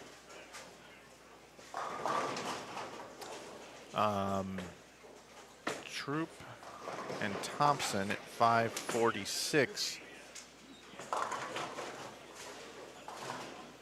Still doing okay. I'm gonna get out of here for a second. I'm gonna go check a couple other scores.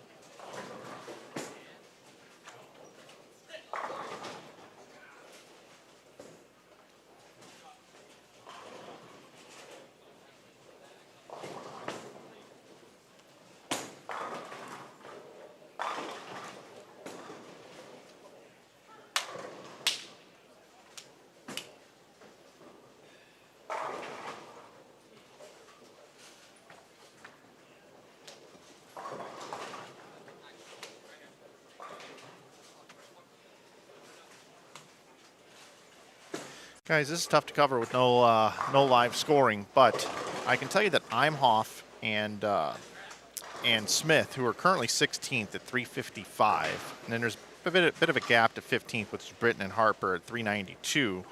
Arcaro and Christie, who are chasing here at 347 that we're watching on our screen. The best Imhoff and Smith can do is 420. 420 is their max, okay?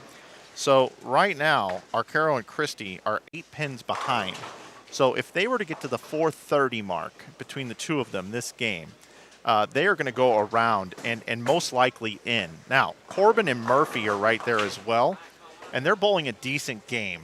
I will keep that one updated as well. But right now, just to give you an idea, Christie and Arcaro, if they bowl 430 or better, they will go around Imhoff and Smith, and that's if Imhoff and Smith strike out. So I'm going to have to get out of the booth a couple times here to go walk down to lanes 21 and 22 to be able to give you that update.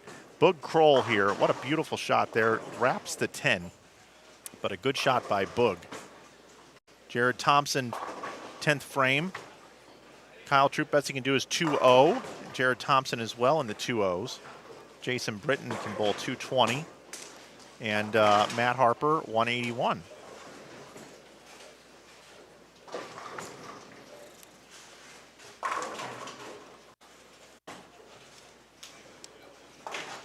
Nice shot there from the boogeyman.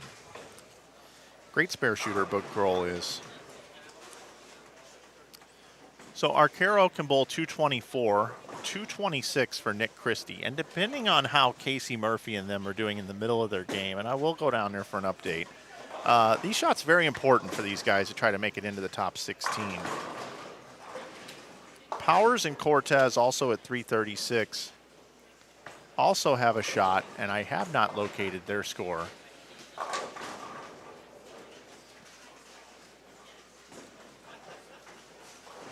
Nice shot there by Nick. So I'm gonna try to get some more updated scores for you guys as we come down to it here. I'll be right back.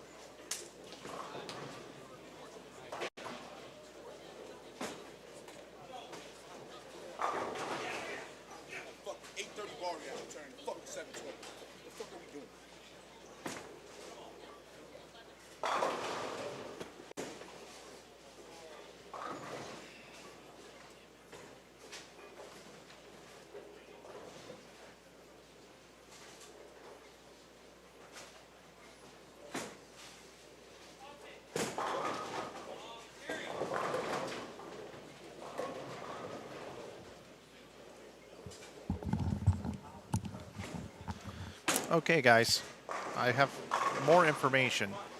So the best Murphy and Corbin can get to is 428. We've got over here Powers and Corbin, Cortez. They 425 is their number there. So they get to they're plus. They had 25. That's 4161. They're plus 361. Okay. The number was 355. Imhoff and Smith are going to fall out. Okay. So Arcaro and Christie right here. They get to, let's see, they're 37. 37 of their score. So 30 is 77, 84, plus 384. They're going to go around Imhoff and Smith. I've got Arcaro and Christie getting in.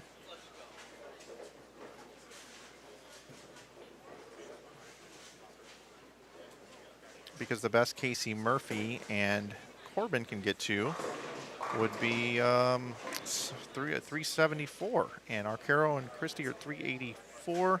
Let me check Britton and Harper.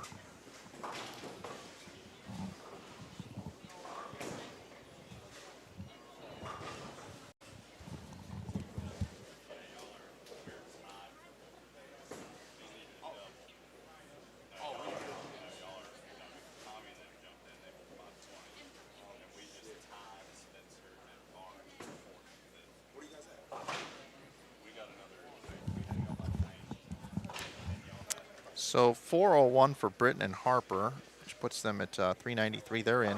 So it looks like Christie and Arcaro are going in.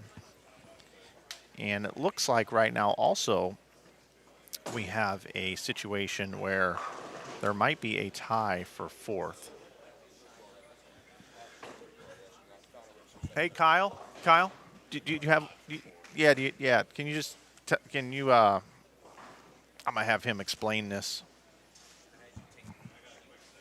Yeah, I'm not interviewing. I just want you to explain what's going on. It's better to just say it into here than just to me. Kyle, what do we got going on out there? I believe Jared and I have tied Barnes and Spencer for the 4 seed. So there's 2 buys for the top 4. So what they told you what the determination? I was just going to go ask that, but Okay. I stopped here first. But, Yeah, okay. Yeah, because Tommy and them got into the top 4. Nate just missed for us to stay ahead of them. Boog missed to stay ahead of them by 2.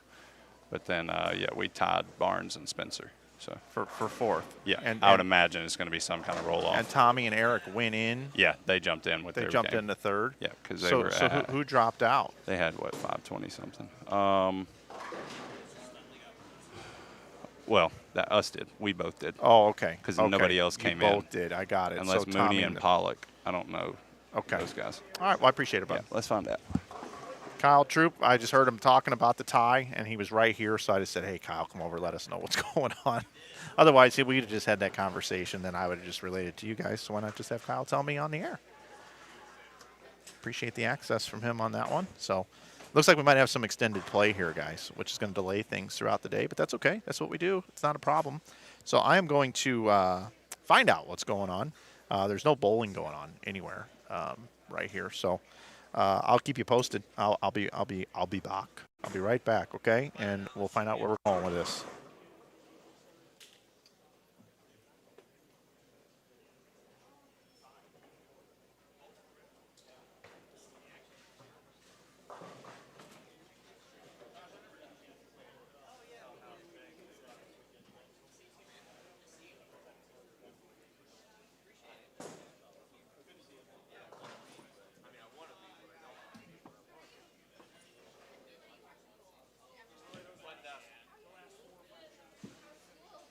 All right.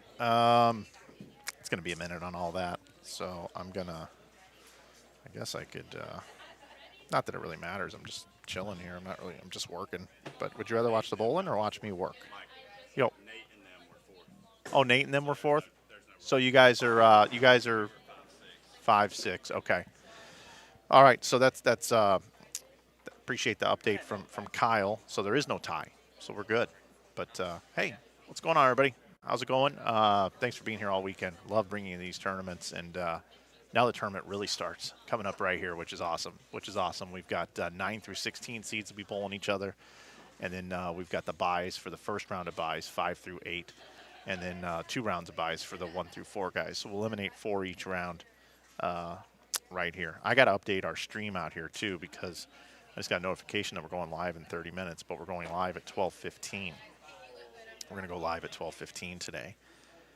So I am going to change that for you guys. So you have until 12:15 Central Time before you need to come back, and that's going to do it. So again, I want to thank our sponsors, Columbia 300 Track, Brunswick. Also, Springfield Coring and Cutting. We want to thank Ben Crazy Classics Yard. Great place. Went there last night, had dinner. Enterprise Park Lanes right here. Of course, the home of the Greater Ozarks Tournament. And, of course, on InsideBowling.com, you can save 15% on all merch with coupon code YouTube. And you can get cool dry-fit hoodies like this one right here. CT making some announcements right now. Going to let everybody know that we're going to get started with an hour break. We'll be back at 12:15 right here from Springfield. So for Steve Weimer, who joined me here, and for all the great people we have here on site, right, making this tournament go so well right here on Inside Bowling. My name is Mike Flanagan. Signing off for now. I'll see you in about an hour right here for the bracket match play finals. You're not going to miss it. It's going to be a fun afternoon. I'm really looking forward to it, and I hope you are too. So I'll see you guys in about an hour right here from Springfield. This is where I normally would tell somebody in the truck they need to go ahead and put the thing up on the screen, but it's actually me. But I now have my hand on the cursor, so I'm going to send it over, and then I'll drop the mics down. That's just kind of how it works around here. Here we go.